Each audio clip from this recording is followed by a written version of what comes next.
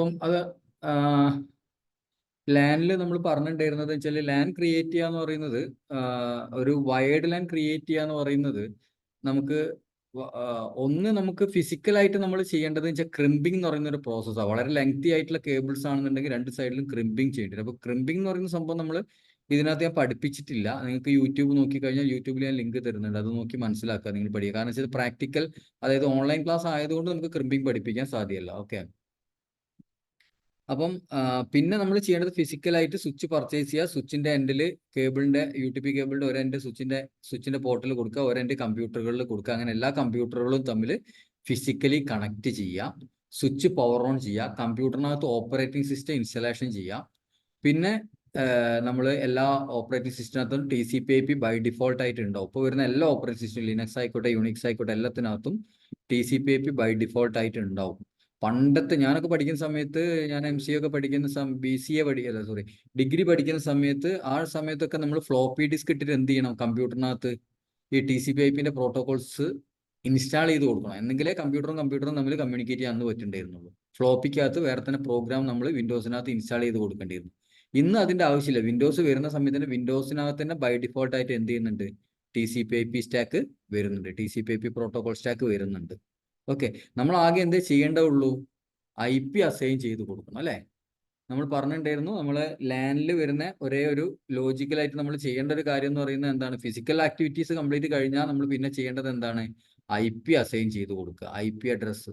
Okay. TCP/IP protocols ഉള്ള കമ്പ്യൂട്ടറുകൾ, വേറെ കമ്പ്യൂട്ടറുകൾ, അല്ലെങ്കിൽ സ്വന്തം കമ്പ്യൂട്ടറിനെ അല്ലെങ്കിൽ വേറെ കമ്പ്യൂട്ടറുകളെയോ അല്ലെങ്കിൽ പ്രിന്ററിനെയോ അങ്ങനെയൊക്കെ നെറ്റ്വർക്ക് ഡിവൈസുകളെ ഐഡന്റിഫൈ ചെയ്യാൻ വേണ്ടിയിട്ട് ഒരു നമ്പറാണ് യൂസ് ചെയ്യുന്നത്. നമ്മൾ പേര് വെച്ച് കമ്മ്യൂണിക്കേറ്റ് ചെയ്യുന്ന പോലെ അവർക്ക് എന്ത് ചെയ്യാൻ പറ്റുന്നില്ല, പേര് വെച്ച് കമ്മ്യൂണിക്കേറ്റ് ചെയ്യാനുള്ള ഫെസിലിറ്റി TCP/IPയിൽ കൊടുത്തില്ല. TCP/IPയിൽ കമ്പ്യൂട്ടറുകൾ ഐഡന്റിഫൈ ചെയ്യാൻ വേണ്ടി ഒരു നമ്പറാണ് പറഞ്ഞിരിക്കുന്നത്. ആ നമ്പറിനെയാണ് നമ്മൾ IP അഡ്രസ് എന്ന് പറയുന്നത്. നമുക്കിതൊക്കെ നമ്മൾ ഡീറ്റെയിൽ ആയിട്ട് നമ്മൾ പഠിച്ചതാണ്, ജസ്റ്റ് ഞാൻ റിഫ്രഷ് ചെയ്യുന്നതെന്ന് മാത്രമേ ഉള്ളൂ. അപ്പൊ ഈ IP അഡ്രസ് കൊടുക്കുന്ന സമയത്ത് നമ്മളൊരു റൂള് പറഞ്ഞിട്ടുണ്ട്, അത് ആർക്കെങ്കിലും പറയാൻ പറ്റുമോ? ലാനിൽ IP കൊടുക്കുന്ന സമയത്ത് എന്താണ് നമ്മൾ ശ്രദ്ധിക്കേണ്ട കാര്യം?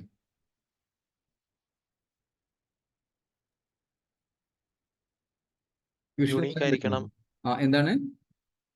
യുണീക്ക് ആയിരിക്കണം. യുണീക്ക് ആയിരിക്കണം. പിന്നെ ഹോസ്റ്റ് പാർട്ട് ഡിഫറെന്റ് ആയിരിക്കണം. ഹോസ്റ്റ് പോർട്ട് ഡിഫറെന്റ് ആയിരിക്കണം. നെറ്റർ പാർട്ട് സെയിം ആയിരിക്കണം. Okay, very good. അപ്പം ഒരു IP അഡ്രസ്സിനകത്ത് രണ്ട് പോർഷൻ ഉണ്ടാവും, നെറ്റർ പോർഷൻ ഉണ്ടാവും, ഹോസ്റ്റ് പോർഷനും ഉണ്ടാവും. നെറ്റർ പോർഷൻ എന്ന് പറയുന്നത് എല്ലാത്തിനകത്തും സെയിം ആയിരിക്കണം. അത് IPക്കകത്ത് വരുന്ന ഫസ്റ്റ് റൂളാണ്. ഒരു ലാനിലുള്ള എല്ലാവർക്കും ഒരേ റേഞ്ച് IP കൊടുക്കണം. ഓക്കെ. ഡിഫറെന്റ് റേഞ്ച് കൊടുത്തു കഴിഞ്ഞാൽ സെയിം റേഞ്ചിലുള്ള ആൾക്കാർ തമ്മിൽ കമ്മ്യൂണിക്കേറ്റ് ചെയ്യും. ഓക്കെ. പക്ഷെ ഡിഫറെന്റ് റേഞ്ചിലുള്ള ആൾക്കാർ തമ്മിൽ, ഡിഫറെന്റ് ലോജിക്കൽ നെറ്റ്വർക്കുകൾ തമ്മിൽ കമ്മ്യൂണിക്കേഷൻ ചെയ്യില്ല. മനസ്സിലായോ? അല്ലാണ്ട് എറർ ഒന്നും കാണിക്കൂല. സപ്പോസ് നമ്മളൊരു ലാൻ ഇംപ്ലിമെന്റ് ചെയ്യുന്ന സമയത്ത്, ഞാനിപ്പോൾ സ്ക്രീൻ ഷെയർ ചെയ്യാം.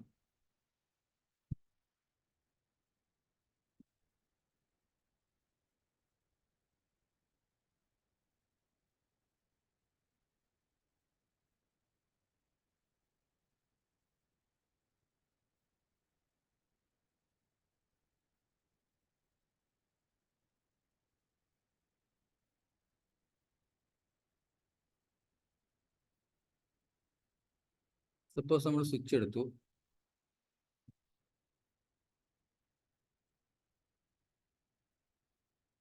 കുറെ കമ്പ്യൂട്ടേഴ്സ് എടുത്തു, ഓരോ കമ്പ്യൂട്ടറിനകത്തേക്കും നമ്മൾ കേബിൾ കണക്ട് ചെയ്തു.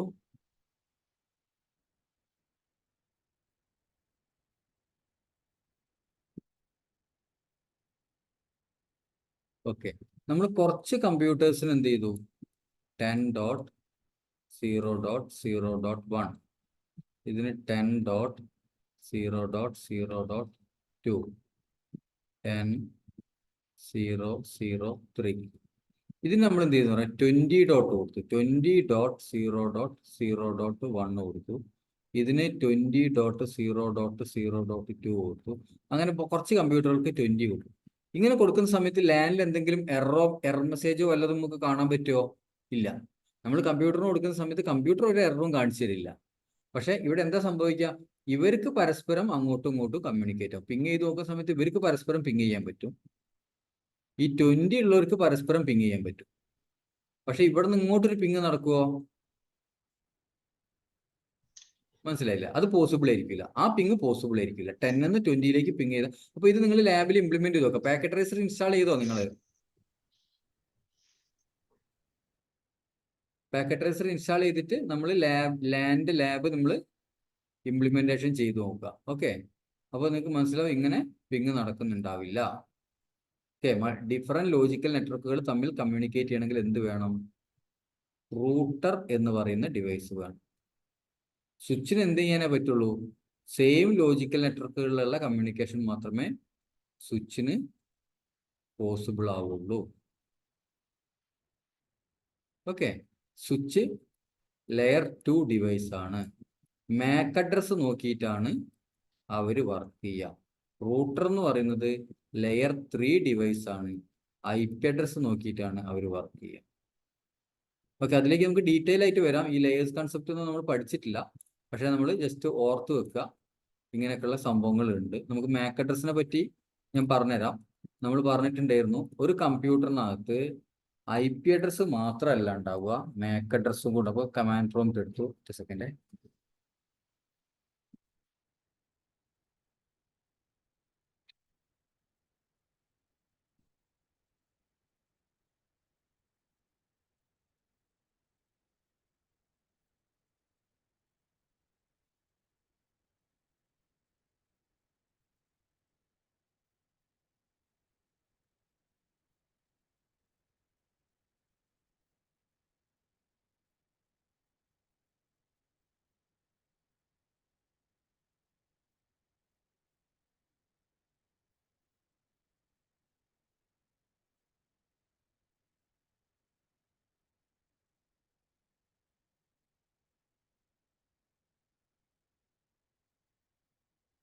ഓക്കെ, സ്ക്രീൻ കാണാൻ പറ്റുന്നുണ്ടല്ലോ അല്ലേ?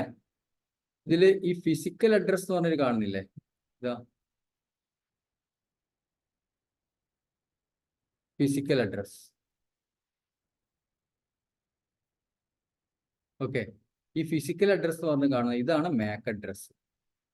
ഓക്കെ, ഇത് നമ്മൾ ആരും അസൈൻ ചെയ്ത് കൊടുത്തതല്ല.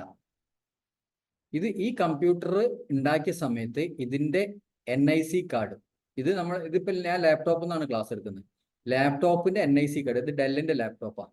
ഈ ഡെല്ലിന്റെ മാനുഫാക്ചർ അല്ലെങ്കിൽ ഇതിന്റെ മദർ ബോർഡ് ഉണ്ടാക്കിയ ആൾ എന്ത് ചെയ്തിട്ടുണ്ട്? ഇതിന്റെ NIC കാർഡിനകത്ത് ഒരു നമ്പർ എഴുതി വെച്ചിട്ടുണ്ട്. അത് നമ്മൾ ഫിസിക്കൽ അഡ്രസ് എന്നാണ് പറയാ. ഇത് ചിപ്പിനകത്ത് ബേൺ ചെയ്തിരിക്കുക. ചിപ്പ് എന്ന് പറഞ്ഞാൽ എന്താ പറയാ? IC എന്നൊക്കെ കേട്ടില്ലേ നിങ്ങൾ? ചിപ്പ്. ഓക്കെ, ആ ICക്കകത്ത് ബേൺ ചെയ്ത് വെച്ചിരിക്കുന്ന ഒരു നമ്പറാണ് എന്ത്? മാക് അഡ്രസ് എന്ന് പറയുന്നത്. ഓക്കെ, അത് ഫിസിക്കൽ അഡ്രസ്. ഇത് നമ്മൾ ആരും കൊടുക്കുന്നതല്ല. ഓക്കെ, പക്ഷെ നേരെ മറിച്ച് ഈ IP അഡ്രസ്, ഇത് IP അഡ്രസ്, ഇത് നമ്മൾ കൊടുക്കുന്ന, ഒന്നുകിൽ നമ്മൾ മാനുവലി കൊടുക്കണം, അല്ലെങ്കിൽ DSCP എന്ന് പറയുന്ന dynamic host configuration protocol, DSCP എന്ന് പറയുന്ന പ്രോട്ടോകോൾ വഴി ഒരു DSCP സെർവർ എന്ത് ചെയ്യും? ഒരു IP കൊടുക്കും. ഒരു കമ്പ്യൂട്ടറിന് IP കിട്ടണമെങ്കിൽ ഒന്നുകിൽ ഒരു ഹ്യൂമൻ ബീയിങ് ഒരു മാനുവൽ ആയിട്ട് അസൈൻ ചെയ്യണം, അല്ലെങ്കിൽ DSCP സെർവർ വന്നിട്ട് DSCP സെർവർ അസൈൻ ചെയ്ത് കൊടുക്കും. അതിനെപ്പറ്റി ഡീറ്റെയിൽ ആയിട്ട് നമ്മൾ പഠിക്കും. ഓക്കെ, അപ്പൊ എല്ലാ ഡിവൈസിനകത്തും നമുക്ക് ഏതൊരു കമ്പ്യൂട്ടർ ആണെന്നുണ്ടെങ്കിലും ആ കമ്പ്യൂട്ടറിനകത്ത് നമ്മൾ നോക്കുന്ന സമയത്ത് നമുക്ക് 2 നമ്പേഴ്സ് കാണാൻ പറ്റും. ഒന്ന് IP അഡ്രസ് ആണ്, പിന്നെ ഒന്ന് മാക് അഡ്രസ് ആണ്. ഓക്കെ, ഈ IP അഡ്രസ് നോക്കിയിട്ട് വർക്ക് ചെയ്യുന്നതൊക്കെ കമ്പ്യൂട്ടറും അതേമാതിരി തന്നെ ഫയർ വാള്, റൂട്ടർ, ഇങ്ങനത്തെ ഡിവൈസ് ഒക്കെ IP അഡ്രസ് ഒക്കെ നോക്കിയിട്ടാണ് വർക്ക് ചെയ്യുക. നേരെ മറിച്ച് നമ്മൾ നേരത്തെ കണ്ട സ്വിച്ച് എന്ന് പറയുന്ന ഡിവൈസ്, അതിന് മാക് അഡ്രസ് മാത്രമേ അറിയുള്ളൂ. മാക് അഡ്രസ് നോക്കിയിട്ടാണ് അവർ കമ്മ്യൂണിക്കേഷൻ നടത്തുന്നത്. ക്ലിയർ ആണോ സാർ? അപ്പൊ നമുക്ക് റൂട്ടറിന് ഡയറക്റ്റ് ആയിട്ട് സിസ്റ്റത്തിലേക്ക് കണക്ഷൻ കൊടുക്കുകയാണെങ്കിൽ അവിടെ IP അഡ്രസ് മാത്രമേ നോക്കുള്ളൂ? അല്ല. അപ്പൊ അത് നല്ലൊരു ക്വസ്റ്റ്യൻ ആണ് ചോദിച്ചത്. ഇപ്പൊ സപ്പോസ് ഇതൊരു റൂട്ടറാന്ന് വിചാരിച്ചു.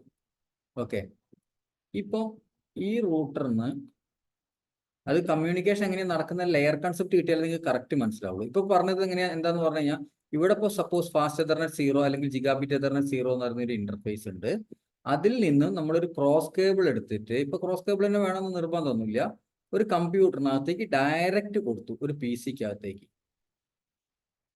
ഇതല്ല ഉദ്ദേശിച്ചത്. ഒരു കമ്പ്യൂട്ടറിന്റെ എതർനെറ്റ് പോർട്ടിനകത്തേക്ക് ഡയറക്റ്റ് കൊടുത്തു.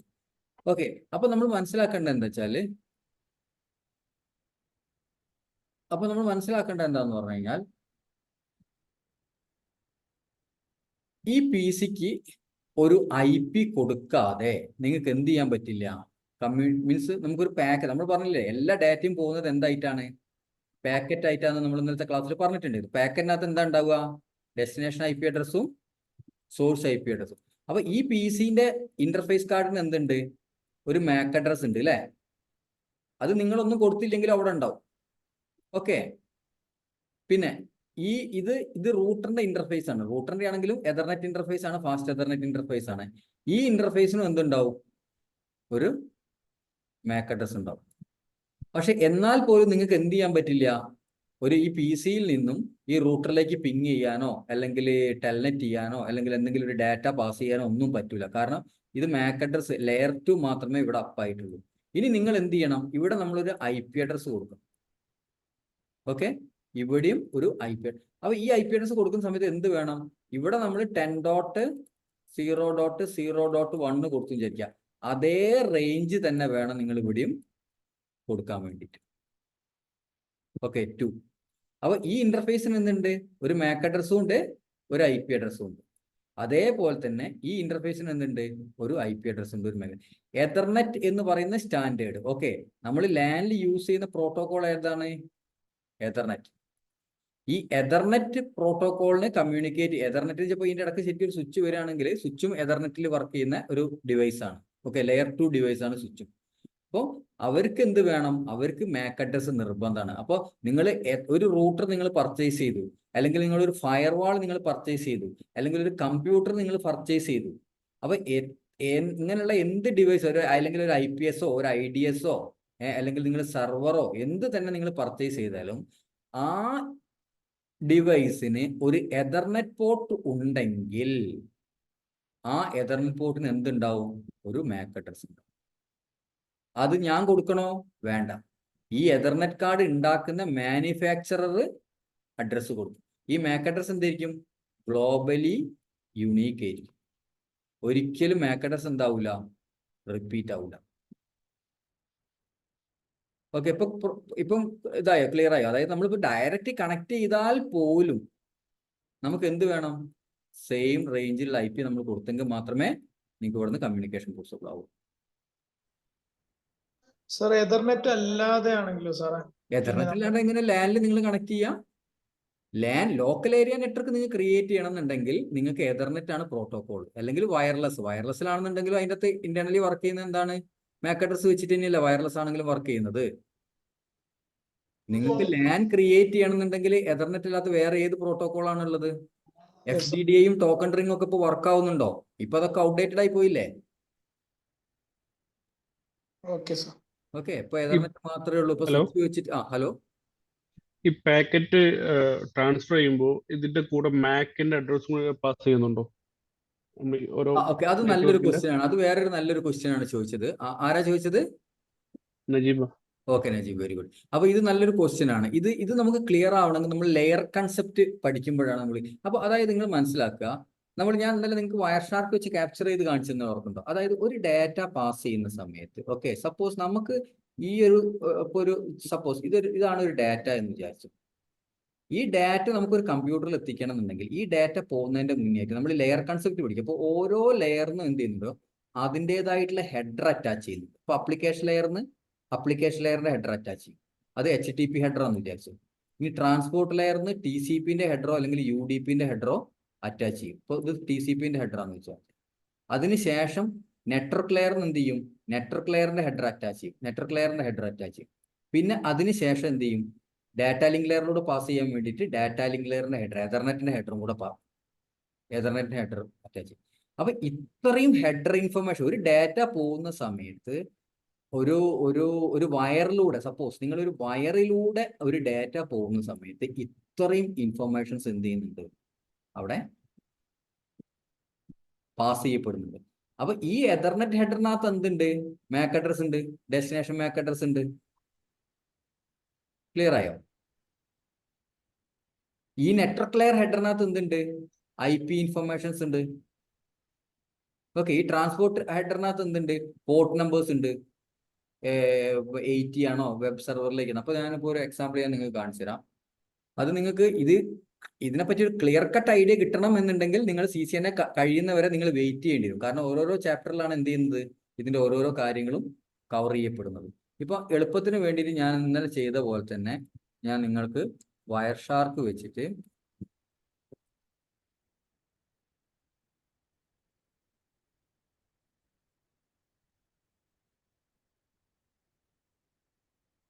ഓക്കെ, ഇപ്പൊ സപ്പോസ് ഞാൻ എൻ്റെ കമാൻഡ് പ്രോംപ്റ്റ് എടുത്തു. ഓക്കെ, അങ്ങനെ നോക്കിക്കോളൂ. കമാൻഡ് പ്രോംപ്റ്റ് എടുത്തു. ടെൽനെറ്റ്, ഞാൻ ടെൽനെറ്റ് ചെയ്യാണ്. എങ്ങോട്ട് ടെൽനെറ്റ് ചെയ്യുന്നു? 192.168.1.125. പാസ്വേഡ് ചോദിച്ചു, സിസ്കോ. അപ്പൊ നമ്മൾ ടെർമിനൽ സെർവർ, അതിന്റെ ടെർമിനൽ സെർവർ ഉണ്ട്, ഇതിന്റെ റാക്കിനകത്ത് ഒരു റൂട്ടറാണ്. ഓക്കെ, ഇതിനകത്ത് ഞാൻ കയറി എനേബിൾ അടിച്ചു. ഓക്കെ, അപ്പം ഓക്കെ, ഒറ്റ സെക്കൻഡ്, നമ്മളത് ഇതൊന്നും കൂടെ ഞാൻ എക്സിറ്റ് ചെയ്യാണ്. പാസ്വേഡ് ഞാൻ തെറ്റിച്ചു കൊടുത്തു. ഓക്കെ, അപ്പോൾ അവിടെ നിന്ന് എക്സിറ്റ് ചെയ്തു. ഞാൻ ഇത് വയർ ഷാർക്ക് ക്യാപ്ചർ ചെയ്തതിന് ശേഷം ഒന്നും കൂടി ചെയ്യാം കേട്ടോ. അത് തെറ്റിപ്പോയതാണ്, വയർ ഷാർക്ക് ക്യാപ്ചർ ചെയ്യാൻ മറന്നുപോയി. ഓക്കെ, ഒരുപാട് ഡാറ്റ പോകും. നമ്മൾ സൂമിന്റെ ഡാറ്റാസ് ആണ് മെയിൻ ആയിട്ട് ഇതിലൂടെ പാസ് ചെയ്യുന്നത് കേട്ടോ. അത് നമുക്ക് അവിടെ നിൽക്കട്ടെ. അതിന്റെ കൂടെ നമ്മൾ എന്ത് ചെയ്യാണ്, ഇവിടെ ടെൽനെറ്റ് അടിക്കുക. സിസ്കോ, പാസ്വേഡ് തെറ്റിപ്പോയി. Cisco enable, Cisco show IP routing table കണ്ടു. Show IP interface brief. ഞാൻ ആ റൂട്ടറിനകത്ത് കയറിയിട്ട് എന്തെങ്കിലുമൊക്കെ കമാൻഡ്സ് അടിച്ചു എന്ന് വിചാരിക്കാൻ, ജസ്റ്റ് എന്തൊക്കെയോ കമാൻഡ്സ് അടിച്ചു, നമ്മൾ എക്സിറ്റ് ചെയ്തു. ഓക്കെ, അപ്പൊ ഇതൊക്കെ നമ്മൾ വയർ ഷാർക്കിൽ ക്യാപ്ചർ ചെയ്യണം. അപ്പൊ തൽക്കാലത്തേക്ക് ഞാൻ എന്ത് ചെയ്യും, വയർ ഷാർക്കിനെ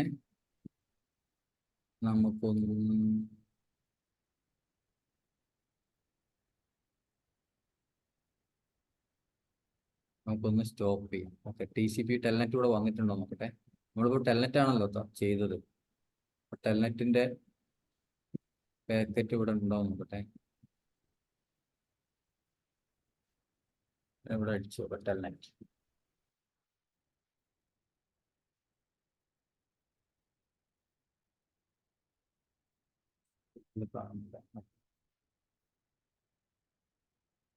ഏതായാലും സ്റ്റോപ്പ് ചെയ്തിട്ട് നമുക്കൊന്ന് ചെയ്തു.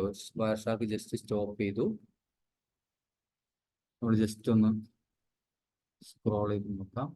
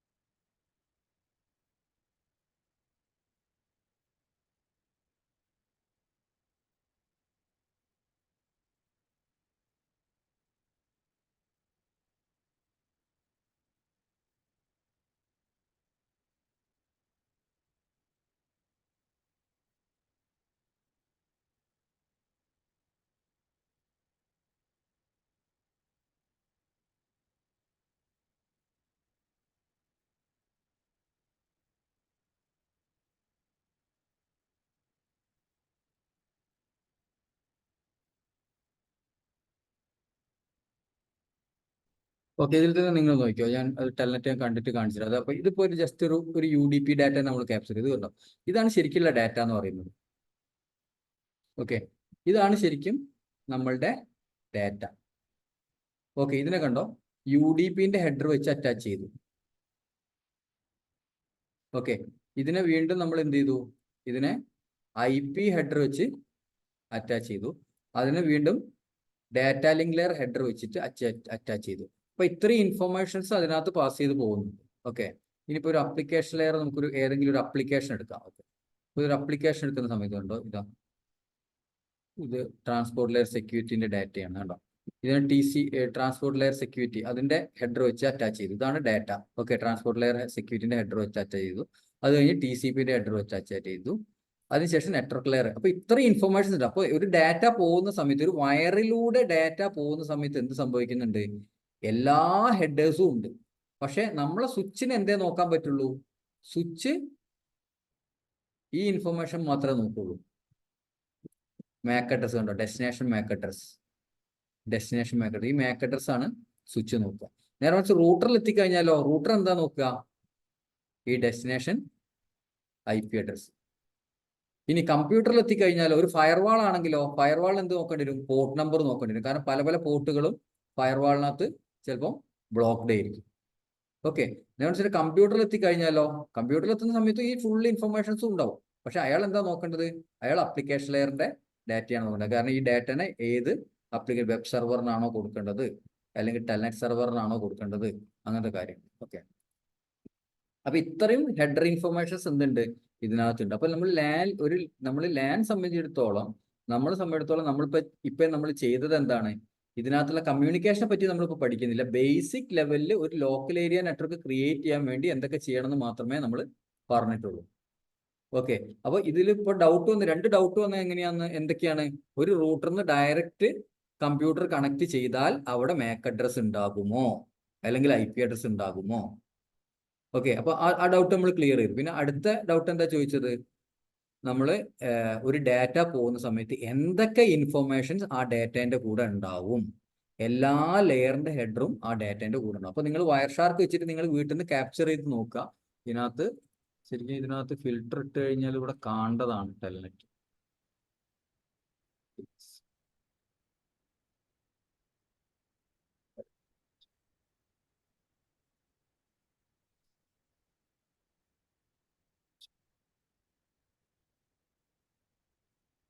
ടെൽനെറ്റിന്റെ ഡാറ്റ കാണുന്നു. ഇത് കംപ്ലീറ്റ് ടെൽനെറ്റ് ഫിൽട്ടർ ആണ്. ടെൽനെറ്റ് ഫിൽട്ടർ ചെയ്തത്. അപ്പോൾ നമ്മൾ ടെൽനെറ്റിന്റെ ഡാറ്റ എടുക്കുന്ന സമയത്ത് ടെൽനെറ്റിന്റെ ഇതിനകത്ത് ഇപ്പം ഇതിനകത്തുണ്ട് ഡാറ്റ. ഇപ്പൊ നമ്മൾ എക്സിറ്റ് അടിച്ച സമയത്തുള്ള ചിലപ്പോൾ ഒരു എക്സ് എന്നുള്ള ഒരു ആസ്കി ക്യാരക്ടർ ആയിരിക്കും ഇത്. നമ്മൾ എക്സിറ്റ് അടിച്ച സമയത്തുള്ള ആ എക്സിനെ ടെൽനെറ്റിന്റെ ഹെഡർ വെച്ചിട്ടാണ് ഫസ്റ്റ് അതിനെ അറ്റാച്ച് ചെയ്തത്. ഓക്കെ, പിന്നെ എന്ത് ചെയ്തു? TCPന്റെ ഹെഡർ വെച്ച് അറ്റാച്ച് ചെയ്തു. TCPന്റെ ഹെഡറിനകത്ത് എന്തൊക്കെ ഉണ്ട്? പോർട്ട് നമ്പർ ഉണ്ട്. ടെൽനെറ്റ് എന്ന് പറയുന്നത് എന്താണ്? ടെൽനെറ്റ് പോർട്ട് നമ്പർ 23 ആണ് യൂസ് ചെയ്യുന്നത്. കണ്ടോ? Port number. ഇതൊരു ഹെഡർ ഇൻഫർമേഷൻ ആണ്. ശരിക്കും നമ്മൾ ഡാറ്റ നമ്മളിങ്ങനെ വരച്ച് കാണിക്കുന്ന സമയത്ത് ഇങ്ങനെ വരയ്ക്കുന്നതെന്ന് മാത്രമേ ഉള്ളൂ. വയർ ഷാർക്കിൽ കാണിച്ചു തരുന്ന സമയത്ത് 1 by 1 ആയിട്ട് സ്ക്രോൾ ചെയ്ത് നോക്കാൻ പറ്റിയ ഭാഗത്ത് നമുക്ക് കാണിച്ചു തരും. ഓക്കെ, പിന്നെ അതിന് TCPന്റെ ഹെഡർ നമ്മൾ എന്ത് ചെയ്തു? IP ഹെഡർ വെച്ച് അറ്റാച്ച് ചെയ്തു. അവിടെ destination IP address, source IP address, പിന്നെ മാക് അഡ്രസ് വെച്ച് അറ്റാച്ച് ചെയ്തു. ഓക്കെ, ഇപ്പൊ ക്ലിയർ ആയോ?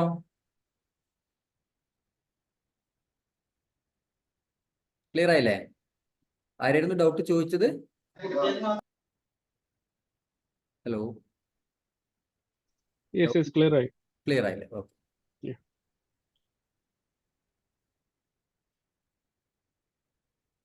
ഓക്കെ, അപ്പൊ ഇനിയിപ്പോ നമ്മൾ നോക്കുന്നത് എന്താണ്? നമ്മൾ ലാനിലുള്ള ബാക്കി ഡീറ്റെയിൽസ്. അപ്പൊ നമ്മൾ ഇന്നലെ നമ്മൾ ഒരു ലാൻ ക്രിയേറ്റ് ചെയ്യുന്നത് പറഞ്ഞു. ക്രിയേറ്റ് ചെയ്യുന്നത് മാത്രമല്ല നമ്മൾ പറഞ്ഞത്, പിന്നെ നമ്മൾ ആ ലെയർ നമ്മൾ എങ്ങനെ ലോക്കൽ ഏരിയ നെറ്റ്വർക്ക് നമ്മൾ ട്രബിൾ ഷൂട്ട് ചെയ്യാന്ന് പറഞ്ഞു അല്ലേ?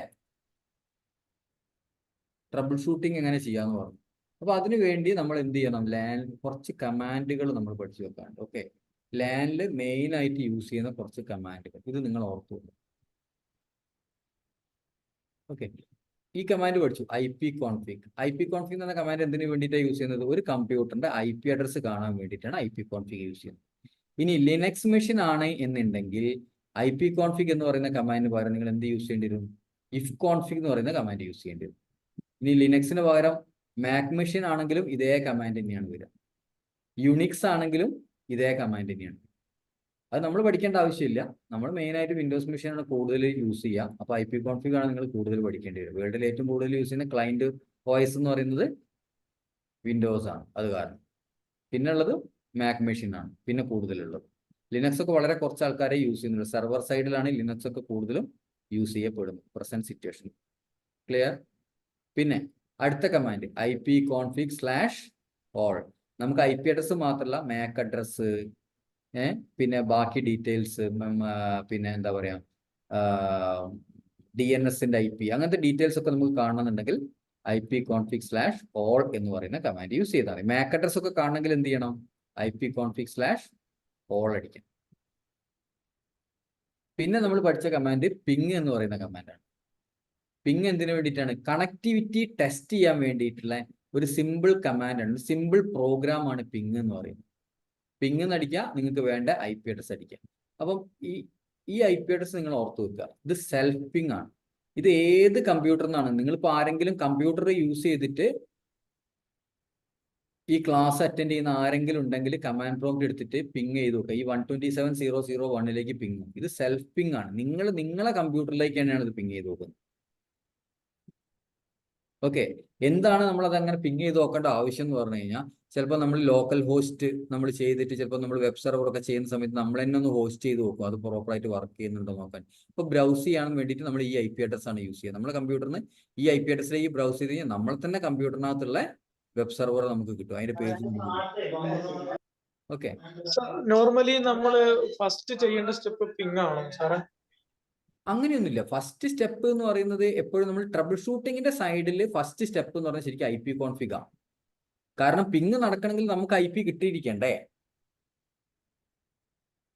അതായത് ഒരു ലോക്കൽ ഏരിയ നെറ്റ്വർക്ക് നിങ്ങൾ ട്രബിൾ ഷൂട്ട് ചെയ്യണം, നിങ്ങൾക്ക് കണക്ടിവിറ്റി കിട്ടുന്നില്ല എന്നുള്ള രീതിയിൽ നിങ്ങൾ ട്രബിൾ ഷൂട്ട് ചെയ്യുകയാണെങ്കിൽ ഫസ്റ്റ് നിങ്ങൾ ipconfig അടിച്ചിട്ട് നിങ്ങൾ നോക്കണം IP വന്നിട്ടുണ്ടോ, DSCP വഴിയാണോ IP വരേണ്ടത്, IP വന്നിട്ടുണ്ടോ, മാനുവൽ ആണോ IP വരേണ്ടത്, IP കൊടുത്തിട്ടുണ്ടോ, ഇല്ലെങ്കിൽ അപ്പീപ്പ അഡ്രസ് ആണോ വന്നത്. 169 അഡ്രസ് ആണ് വരുന്നത് വെച്ചാൽ എന്താണ്, DSCP സെർവർ വർക്ക് ചെയ്യാണ്ട് അപ്പീപ്പ എന്ന് കേട്ടിട്ടുണ്ട്, IPP എന്ന് കേട്ടിട്ടുണ്ട്. ശരിക്കും വിൻഡോസ് പഠിക്കുന്ന സമയത്താണ് നമ്മൾ പഠിക്കുക. അപ്പീപ്പ അഡ്രസ് ഓട്ടോമാറ്റിക്കലി അസൈൻഡ് അഡ്രസ് ആണ് അപ്പീപ്പ അഡ്രസ് എന്ന് പറയുന്നത്. ഓക്കെ, അപ്പം നമ്മൾ ഫസ്റ്റ് ipconfig അടിച്ച് നോക്കുക ശരിക്കുള്ള IP ആണോ വന്നിരിക്കുന്നത് അല്ലെങ്കിൽ അപ്പീപ്പ അഡ്രസ് ആണോ വന്നിരിക്കുന്നത്. ഇനി ലിനക്സ് മെഷീൻ ആണെന്നുണ്ടെങ്കിൽ IP അഡ്രസ് വരികയില്ല. അപ്പീപ്പ എന്ന് പറഞ്ഞ കൺസെപ്റ്റ് ലിനക്സിനില്ല, വിൻഡോസിനാണ് അപ്പീപ്പ ഉള്ളത്. ഓക്കെ, ലിനക്സിനാണെങ്കിൽ അപ്പീപ്പ കൺസെപ്റ്റ് ഇല്ല, നമ്മൾ അവിടെ IP കാണിക്കൂല. ഓക്കെ, IP കാണിക്കുന്നില്ലെങ്കിൽ പിന്നെ പിങ് ചെയ്യാൻ പറ്റൂലല്ലോ. നമുക്ക് സ്വന്തമായിട്ട് ഒരു IP ഉണ്ടെങ്കിൽ മാത്രമേ എന്ത് ചെയ്യാൻ പറ്റുള്ളൂ, നമുക്ക് വേറൊരു IP-യിലേക്ക് നമുക്ക് പിങ് ചെയ്യാൻ പറ്റും. അല്ലാന്നുണ്ടെങ്കിൽ നിങ്ങൾക്ക് എന്ത് ചെയ്യാൻ പറ്റും, സ്വന്തമായിട്ട് IP വന്നില്ലെങ്കിൽ പോലും ഇപ്പൊ സപ്പോസ് നമ്മൾ വിചാരിക്കാം നിങ്ങളെ കമ്പ്യൂട്ടറിന്റെ NIC കാർഡ് നിങ്ങൾ IP കൊടുക്കുന്നത് എവിടെയാ? ഈ NIC കാർഡിന് നിങ്ങൾ IP കൊടുക്കുന്നത് അല്ലേ, കമ്പ്യൂട്ടറിനാണോ നിങ്ങൾ IP കൊടുക്കുന്നത്? അല്ല, കമ്പ്യൂട്ടറിന് 2 NIC കാർഡിന് നിങ്ങൾക്ക് 2 IP കൊടുത്തൂടെ? ഹലോ, പറ്റും സാർ, പറ്റും. അപ്പോൾ നിങ്ങൾ IP കൊടുക്കുന്നത് കമ്പ്യൂട്ടറിനല്ല, കമ്പ്യൂട്ടറിന്റെ ഇന്റർഫേസ് കാർഡിനാണ്. അതേമാതിരി നിങ്ങൾ റൂട്ടറിൽ IP കൊടുക്കുകയാണെങ്കിൽ റൂട്ടറിനല്ല IP കൊടുക്കുന്നത്, റൂട്ടറിന്റെ ഇന്റർഫേസസിനാണ് നിങ്ങൾ IP കൊടുക്കുന്നത്. ഓക്കെ, അപ്പൊ IP കൊടുക്കുന്ന സമയത്ത് നിങ്ങൾ ഈ IP കൊടുത്ത ഈ NIC കാർഡ് കേടായി പോയി എന്ന് വിചാരിച്ചോ, അപ്പൊ നിങ്ങൾ ipconfig നോക്കുമ്പോൾ IP അഡ്രസ് ഉണ്ടാവും അവിടെ. നിങ്ങൾ NIC കാർഡ് മാൽ ഫങ്ഷനിങ് ആയിപ്പോയി, നിങ്ങൾ അതിന്റെ NIC കാർഡിന്റെ ഡിവൈസ് ഡ്രൈവർ കറക്റ്റ് ആയിപ്പോയി എന്ന് വിചാരിച്ചു, അല്ലെങ്കിൽ NIC കാർഡ് തന്നെ ഒരു ഇടിമിന്നൽ വന്നിട്ട് എന്തായിപ്പോയി, കേടായിപ്പോയി എന്ന് വിചാരിച്ചു NIC കാർഡ് തന്നെ. അങ്ങനെയൊക്കെ സംഭവിക്കാമല്ലോ. അപ്പോൾ നിങ്ങൾ ipconfig അടിക്കുന്ന സമയത്ത് IP ഇല്ല. പക്ഷെ എന്നാൽ പോലും നിങ്ങൾക്ക് ഈ IP-യിലേക്ക് പിങ് ചെയ്ത് നോക്കാം. NIC കാർഡ് അപ്പം അല്ലെങ്കിൽ പോലും ഈ IP-യിലേക്ക് പിങ് ചെയ്ത് നോക്കാം. കാരണം എന്താണ്, ഈ IP നിങ്ങളെ കമ്പ്യൂട്ടറിനകത്ത് TCP/IP എന്ന് പറയുന്ന പ്രോട്ടോകോൾ സ്റ്റാക്ക് വർക്കിംഗ് ആണ് എന്നുള്ളതിന്റെ തെളിവാണ് ഇതിലേക്ക് പിങ് ചെയ്തിട്ട് പിങ് കിട്ടുന്നുണ്ടെങ്കിൽ.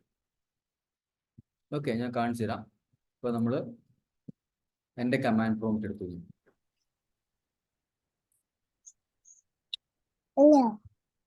അടിച്ചു 127.0.0.1 കണ്ടോ. സ്വന്തം ഇത് നമ്മള് ഇത് സെൽഫ് പിങ് ആണ്, സ്വന്തം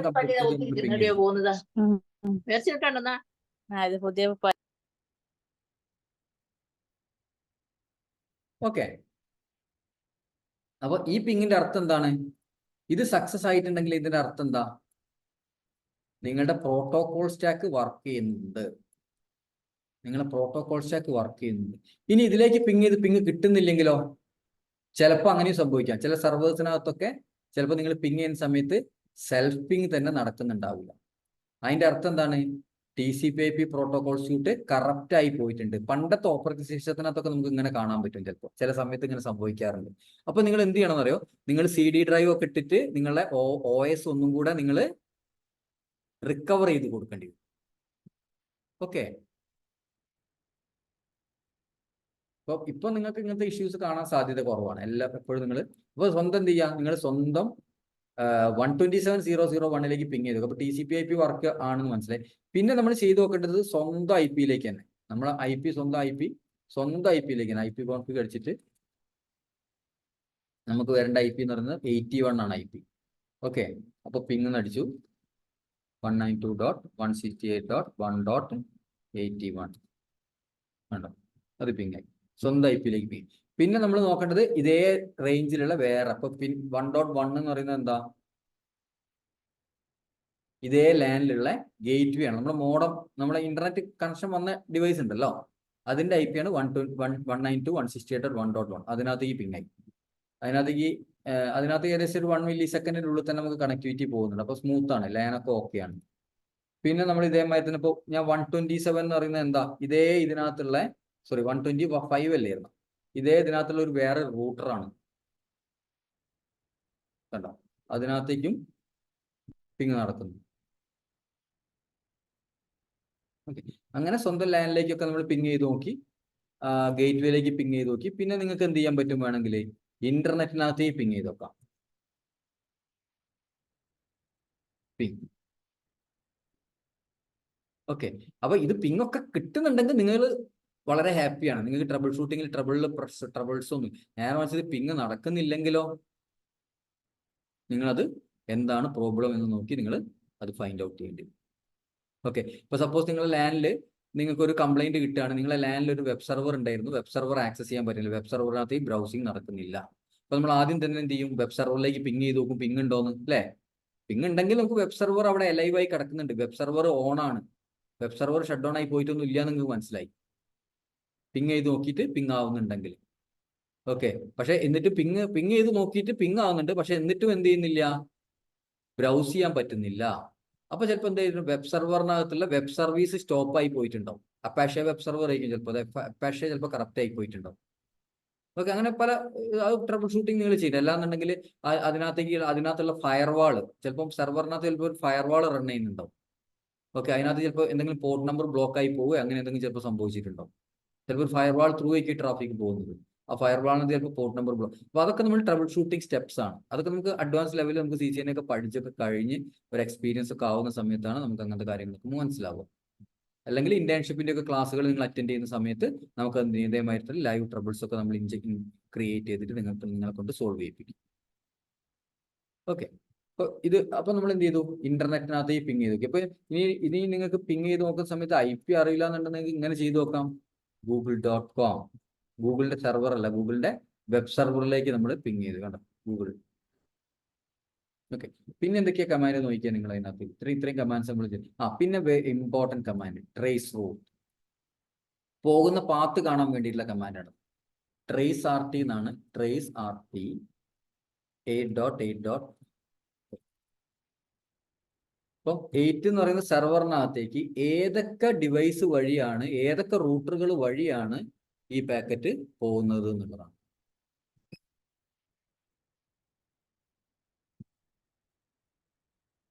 കണ്ടോ? ആദ്യം നമ്മളെ ഗേറ്റ് വേയിലേക്ക് പോയി. ഓക്കെ. പിന്നെ നമ്മൾ 100.97. ഇതിപ്പോ നമ്മളുടെ ചിലപ്പോൾ നമ്മൾ ഇതിന്റെ IP ആയിരിക്കും. നമ്മളെ റെയിൽവെയർ ആണല്ലോ എന്റെ ഇന്റർനെറ്റ് കണക്ഷൻ തന്നിരിക്കുന്നത്. റെയിൽവെയറിന്റെ ഒരു IP ആയിരിക്കും മിക്കവാറും ഈ 100 എന്ന് പറയുന്നത്. ഓക്കെ. അങ്ങനെ മൾട്ടിപ്പിൾ പല റൂട്ടർ, ഇതൊക്കെ ഓരോരോ റൂട്ടർ ആയിരിക്കും, പോകുന്ന വഴിക്കുള്ള ഓരോരോ റൂട്ടർ ആയിരിക്കും. ഏതൊക്കെ വഴിക്കാണ് ഇത് എത്തുന്നത്? ഇപ്പൊ ചില സമയത്ത് നിങ്ങൾക്ക് എന്ത് കിട്ടുന്നില്ല എന്നോ, ട്രേസ് റൂട്ടിന്റെ ഔട്ട്പുട്ട് ഓക്കെ മില്ലി സെക്കൻഡ് കാണിക്കുന്നില്ല എന്നുള്ളത്, പക്ഷെ ഔട്ട്പുട്ട് കിട്ടിയിട്ടുണ്ട്. ചില സമയത്ത് ഇങ്ങനെ കാണിക്കാണ്ടിരിക്കും. ഓക്കെ. അപ്പോൾ കാണിക്കാണ്ടിരിക്കുന്നുണ്ടെങ്കിൽ അതിന്റെ അർത്ഥം വെച്ചാൽ അവിടെ ആ പോകുന്ന പാത്തിലുള്ള ഡിവൈസ് അവരുടെ IP റിവീൽ ചെയ്യാൻ താല്പര്യപ്പെടുന്നില്ല. അവർ സെക്യൂരിറ്റി റീസൺ കൊണ്ട് എന്ത് ചെയ്യാണ്, അവർ IP അഡ്രസ്സ് നമുക്ക് പറഞ്ഞു തരുന്നില്ല. ഓക്കെ,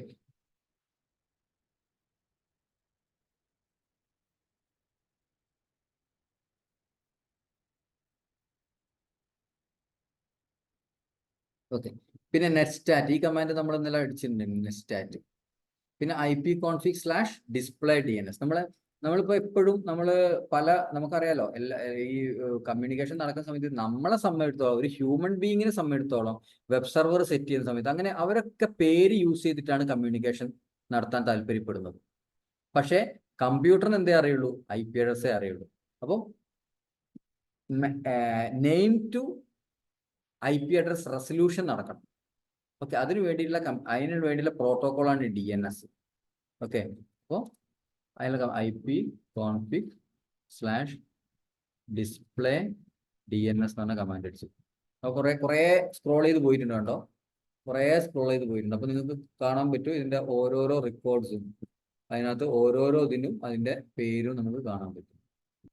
ഓക്കെ, play.google.com, അതിൻ്റെ IP അഡ്രസ് എത്രയാണ്, 142.250.196.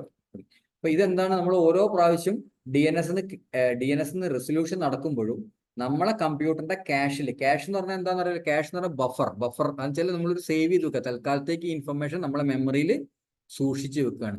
അപ്പൊ അങ്ങനെ നമ്മളെ കമ്പ്യൂട്ടറിന്റെ മെമ്മറിയിൽ സൂക്ഷിച്ച് വെച്ച് പേരും അതിന്റെ കറസ്പോണ്ടിങ് ആയിട്ടുള്ള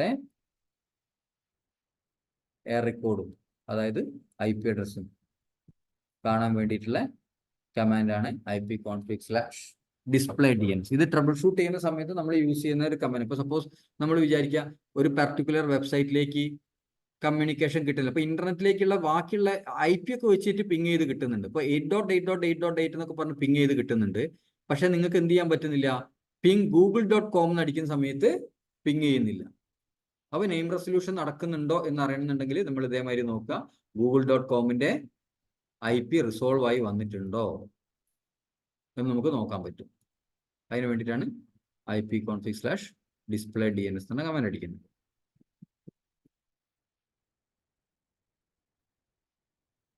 ഓക്കെ, പിന്നെ നമുക്ക് വളരെ ഇമ്പോർട്ടൻ്റ് ആയിട്ടുള്ള വേറൊരു കമാൻഡാണ് ARP-A. അപ്പൊ നമ്മളെ ലാൻഡിൽ നമ്മളെ കമ്പ്യൂട്ടറിന് കമ്മ്യൂണിക്കേറ്റ് ചെയ്ത എല്ലാ ആരുടെയും MAC അഡ്രസ്സും IP അഡ്രസ്സും, നമ്മൾ പറഞ്ഞു MAC ഉണ്ടാവും IP ഉണ്ടാവും എന്ന് പറഞ്ഞു. അപ്പോൾ ഡൈനാമിക് ആയിട്ട് വന്ന് നോക്കാന്നുണ്ടോ, നമ്മളെ ഇന്റർനെറ്റ് വരുന്ന മോഡത്തിന്റെ IP, ആ മോഡം വർക്ക് ചെയ്യുന്ന അയാൾക്കൊരു NIC കാർഡ് ഉണ്ടാവും, മോഡത്തിനും ഒരു RJ45 പോർട്ട് ഉണ്ടാവും, ആ പോർട്ടിന്റെ MAC അഡ്രസ് ആണ് കാണുന്നത്. ഇത് 44 എന്ന് പറഞ്ഞ വേറൊരു IP, നമ്മൾ തന്നെ ഇതിനകത്തുള്ള വേറൊരു IP ആണ്. ഇത് 125 എന്ന് പറയുന്നത് നമ്മളതിലുള്ള. അപ്പോൾ ഓരോ IP-യും അതിന് കറസ്പോണ്ടിങ് ആയിട്ടുള്ള MAC അഡ്രസ്സും കാണാൻ വേണ്ടിയിട്ടുള്ള കമാൻഡാണ് എന്ത്,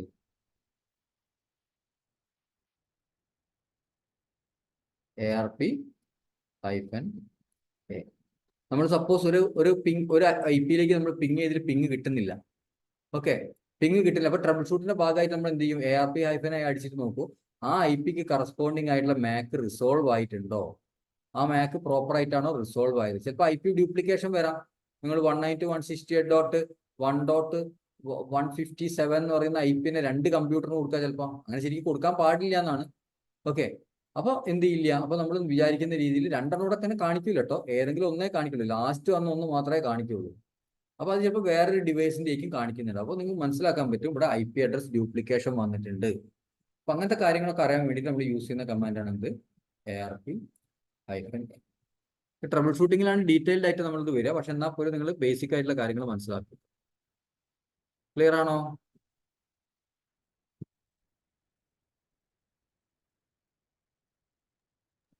സാർ പറഞ്ഞില്ലായിരുന്നു റൗട്ടറിന് ഇന്റർഫേസസിനനുസരിച്ച് IP അസൈൻ ചെയ്യുന്നതെന്ന്. അപ്പൊ റൗട്ടറിന് എത്ര ഇന്റർഫേസസ് കാണും? അത് നമ്മൾ മൊഡ്യൂൾ ആഡ് ചെയ്യുന്നതിനനുസരിച്ചിട്ട് റൂട്ടർ ബേസിക്സ് എന്ന് പറഞ്ഞ ചാപ്റ്ററിൽ നമ്മൾ പഠിക്കും. പല സീരീസ് റൂട്ടറുകൾ ഉണ്ട്. ഓക്കെ, അപ്പോൾ ഓരോ റൂട്ടറിനും ഇപ്പോൾ സപ്പോസ് ഇവിടെ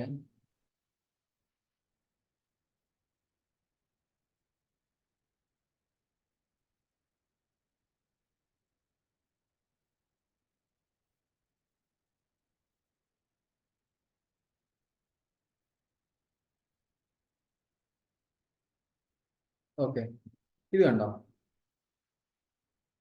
ഇത് റൂട്ടറാണ്.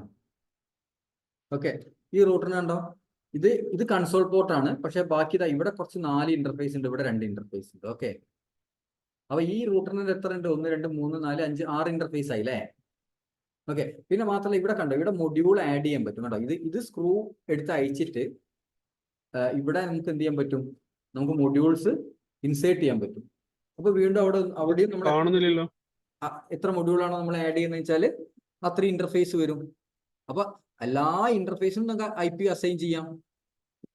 ഓക്കെ, ഇതിനകത്ത് എതർനെറ്റ് ഇന്റർഫേസും ഉണ്ടാവും, വാൻ ഇന്റർഫേസും ഉണ്ടാവും. വാൻ ഇന്റർഫേസിൽ എതർനെറ്റ് ആയിക്കോളന്നില്ല, PPP അവിടുത്തെ എൻകാപ്സുലേഷൻ. അപ്പോൾ പക്ഷെ PPP ആണെന്നുണ്ടെങ്കിലും അവിടെ മാക് അഡ്രസ് വരില്ല എന്ന് മാത്രമേ ഉള്ളൂ. ഓക്കെ, റൂട്ടറിന് സീരിയൽ പോർട്ട് എന്ന് പറഞ്ഞ പോർട്ട്സ് ഉണ്ടാവും. ആ സീരിയൽ പോർട്ടിന് നിങ്ങൾക്ക് മാക് അഡ്രസ് വരില്ല. പക്ഷെ നേരെ വെച്ചാൽ എത്ര എതർനെറ്റ് പോർട്ട് ഉണ്ടോ അതിനകത്ത് മാക് അഡ്രസ് വരും, IP അഡ്രസ്സും വരും. സീരിയൽ പോർട്ടിനകത്ത് വെച്ചാൽ മാക് അഡ്രസ് വരില്ല, പക്ഷെ എന്നാൽ പോലും IP അഡ്രസ് കൊടുക്കാൻ പറ്റും. ക്ലിയർ? ഡൗട്ട് ക്ലിയർ ആയില്ല? അതായത് ഒരു റൂട്ടറിന് എത്ര ഇന്റർഫേസ് ഉണ്ടോ അത്രയും IP അഡ്രസ് കൊടുക്കും. ഇപ്പൊ റൂട്ടറിന് എത്ര ഇന്റർഫേസ് ഉണ്ടോ പറയാൻ പറ്റില്ല. നമ്മൾ ഹെഡ് ഓഫീസിൽ വെക്കുന്ന ഒരു റൂട്ടർ, ഇപ്പൊ സപ്പോസ് നമുക്ക് ഒരു 10 ബ്രാഞ്ച് ഉണ്ടെന്ന് വിചാരിച്ചോ. ഓക്കെ, 10 ബ്രാഞ്ച് ഉണ്ട്. നമ്മൾ ഹെഡ് ഓഫീസിൽ വെക്കുന്ന റൂട്ടറിന് എന്ത് വേണ്ടി വരും? ചിലപ്പോ 10 ഇന്റർഫേസ് വേണ്ടി വരും. ഓക്കെ, പക്ഷെ ബ്രാഞ്ച് ഓഫീസിൽ വെക്കുന്ന റൂട്ടറിന് 2 ഇന്റർഫേസേ വേണ്ടി വരുള്ളൂ. ഒരു ഇന്റർഫേസ് നമുക്ക് നേരെ ഈ ബ്രാഞ്ചിലേക്ക് കൊടുക്കാൻ വേണ്ടിയിട്ടും ചിലപ്പോൾ നമുക്ക് ഒരു ലാൻ കൊടുക്കാൻ വേണ്ടിയിട്ട് ഒരു ഇന്റർഫേസ്. അപ്പൊ ഈ റൂട്ടറിന് 2 ഇന്റർഫേസേ ഉള്ളൂ. അപ്പൊ 2 IP കൊടുത്താൽ മതി നിങ്ങൾ. പക്ഷെ ഹെഡ് ഓഫീസിലെ റൂട്ടറിനോ ഒരു ലാനും ഉണ്ട്, മൾട്ടിപ്പിൾ വാനും ഉണ്ട്. അപ്പൊ ഇവിടെയൊക്കെ നിങ്ങൾ IP കൊടുക്കേണ്ടി വരും. ക്ലിയർ? ക്ലിയർ ആയില്ലേ? ഈ റൂട്ടർ ടു റൂട്ടർ കണക്ട് ചെയ്യുന്ന സമയത്ത് അവിടെ പിന്നെ മാക്കിന്റെ ഒരു ആവശ്യം വരുന്നില്ലല്ലോ സാർ? മാക്കിന്റെ ആവശ്യം വരുന്നില്ല എന്ന് പറയാൻ പറ്റില്ല. അതായത് ഇപ്പൊ നിങ്ങൾ ഓർത്ത് നോക്കിയേ, ഇപ്പൊ 2 റൂട്ടർ ഉണ്ട്. ഓക്കെ, നിങ്ങൾ എതർനെറ്റ് വഴി, എതർനെറ്റ് പോർട്ട് വഴിയാണ് നിങ്ങൾ ഇവിടെ കൊടുത്തത് വെച്ചാൽ ഇത് എതർനെറ്റ് പോർട്ട് ആയതുകൊണ്ട് ഈ എതർനെറ്റ് പോർട്ട് ഉണ്ടാക്കിയ റൂട്ടറിന്റെ മാനുഫാക്ചർ എന്ത് ചെയ്തിട്ടുണ്ട്? ആ എതർനെറ്റ് പോർട്ടിനകത്ത് ഒരു മാക് അഡ്രസ് പ്രിന്റ് ചെയ്ത് വെച്ചിട്ടുണ്ട്. അത് നിങ്ങൾക്ക് മായ്ച്ചു കളയാൻ പറ്റുമോ? ഇല്ല. അപ്പൊ എതർനെറ്റ് ഇന്റർഫേസ് ആണെങ്കിൽ നിർബന്ധമായിട്ടും അവിടെ മാക് അഡ്രസ് വരും. അപ്പൊ ഷോ ഇന്റർഫേസ് എന്ന് പറയുന്ന കമാൻഡ് ഒരു റൂട്ടറിനകത്ത് പോയിട്ട് ഷോ ഇന്റർഫേസ് എന്ന് പറഞ്ഞ കമാൻഡ് അടിച്ചു കൊടുത്താൽ നിങ്ങൾക്ക് ആ ഇന്റർഫേസിന്റെ IP അഡ്രസ്സും മാക് അഡ്രസ്സും ഒക്കെ കാണാൻ പറ്റും. അപ്പൊ നിങ്ങൾക്ക് കാണാം, നിങ്ങൾ ഇനിയിപ്പോൾ ലാബൊക്കെ ചെയ്യാൻ പോവുകയാണല്ലോ ഇനി അടുത്ത ക്ലാസ്സിൽ. അപ്പോൾ ഓരോ ക്ലാസ് വരുന്ന സമയത്തും നിങ്ങൾക്ക് മനസ്സിലാക്കാൻ പറ്റും ഓരോ ഇന്റർഫേസിനും IP അഡ്രസ് കൊടുക്കുക. അപ്പൊ പക്ഷേ ചില ഇന്റർഫേസിന് മാക് അഡ്രസ് ഉണ്ടാവില്ല, ചില ഇന്റർഫേസിന് മാക് അഡ്രസ്, സീരിയൽ ഇന്റർഫേസ് വെച്ചാൽ അതിന് മാക് അഡ്രസ് ഉണ്ടാവില്ല. ഓക്കെ,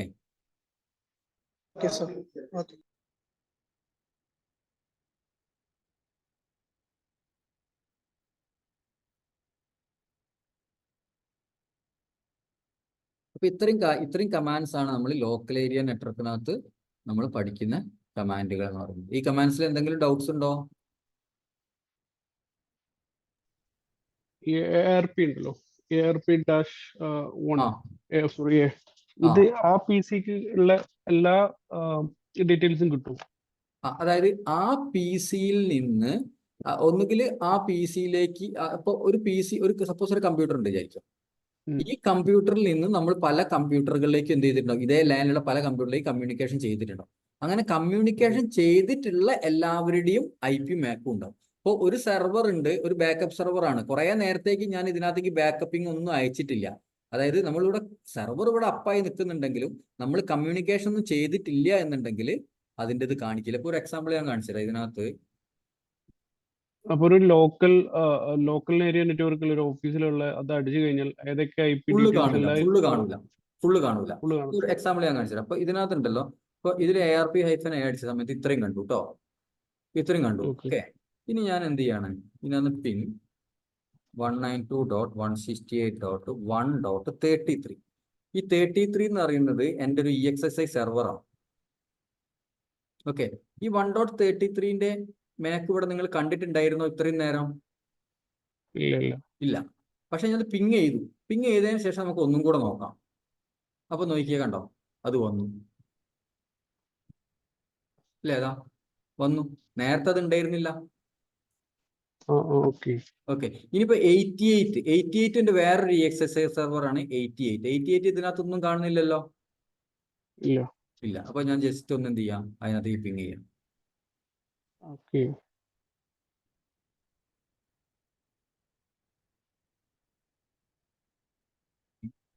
192.168.1.88 കമ്മ്യൂണിക്കേഷൻ നടന്നു കഴിഞ്ഞാൽ പിന്നെ അതവിടെ അത് 10 സെക്കൻഡ്സ് 10 മിനിറ്റ്സ് ആണ് ഈ ARP കാഷിന്റെ ടൈം ഔട്ട് എന്ന് പറയുന്നത്. കണ്ടോ, ഇപ്പൊ 88 വന്നു. ഇതിപ്പോ 88 വന്നു. ഇനി ഞാൻ ഈ 88ലേക്ക് കമ്മ്യൂണിക്കേഷൻ നടക്കുന്നില്ല എന്നുണ്ടെങ്കിൽ 10 മിനിറ്റ് കഴിഞ്ഞാൽ ഓട്ടോമാറ്റിക്കലി ഈ എൻട്രി എന്താക്കും, കമ്പ്യൂട്ടറിനെ ഡിലീറ്റ് ചെയ്ത് കളയും. ഓക്കെ. ഓക്കെ. ഓക്കെ.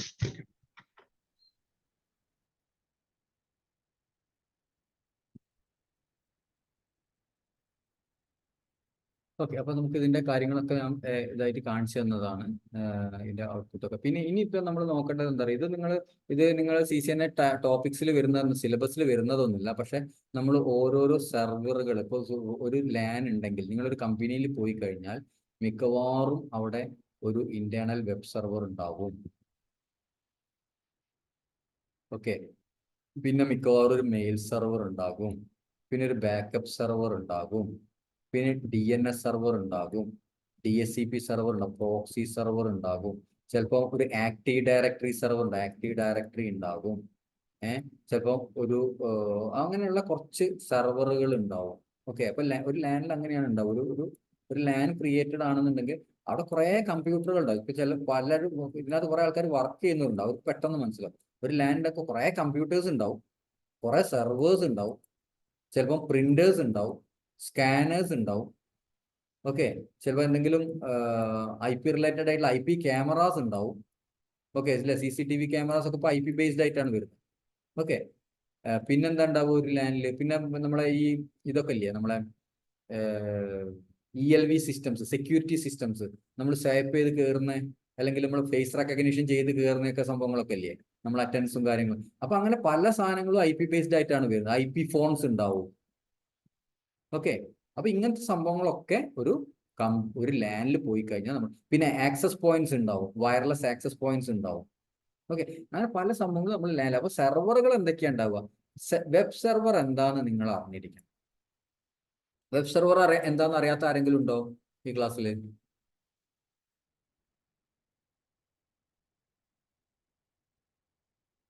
അറിയാത്ത ആരെങ്കിലും ഉണ്ടോ? അറിയുന്ന ആരെങ്കിലും ഉണ്ടോ?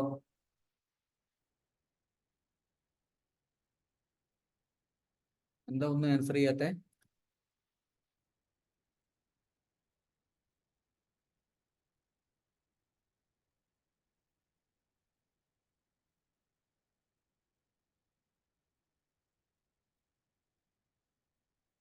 വിഷ്ണു, വെബ് സെർവർ എന്താണെന്നറിയോ? വിഷ്ണു ഉണ്ടോ? ക്ലാസ്സിലുണ്ടോ? ഷാജഹാൻ, വെബ് സെർവർ എന്ന് പറഞ്ഞാൽ എന്താ?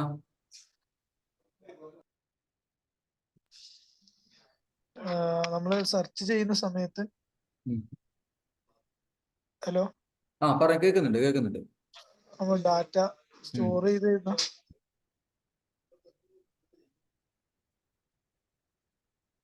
നജീബിനറിയോ? നജീബ് പറയാൻ പറ്റുമോ എന്താ വെബ് സെർവർ?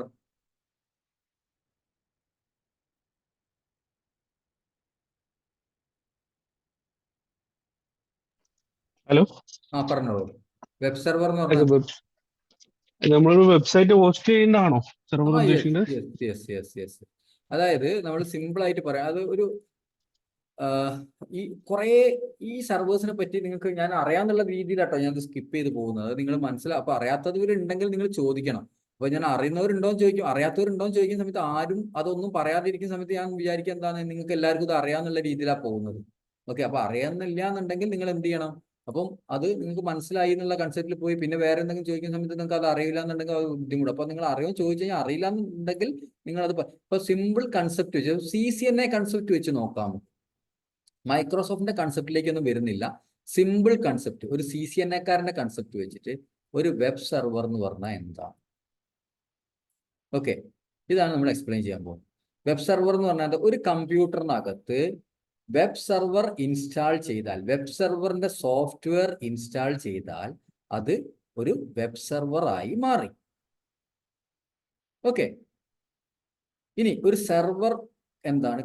അപ്പൊ നിങ്ങൾ സെർവർ ക്ലയന്റ് എന്നൊക്കെ കേട്ടിട്ടുണ്ടോ? Server client, server. അപ്പൊ സെർവർ മെഷീനും ഉണ്ടാവും. ഇപ്പൊ TCP/IP എന്ന് പറയുന്ന പ്രോട്ടോകോൾ സ്യൂട്ട് കംപ്ലീറ്റ് ക്രിയേറ്റ് ചെയ്ത് വെച്ചിരിക്കുന്നത് ഒരു ക്ലയന്റ് സെർവർ കൺസെപ്റ്റ് വെച്ചിട്ടാണ്.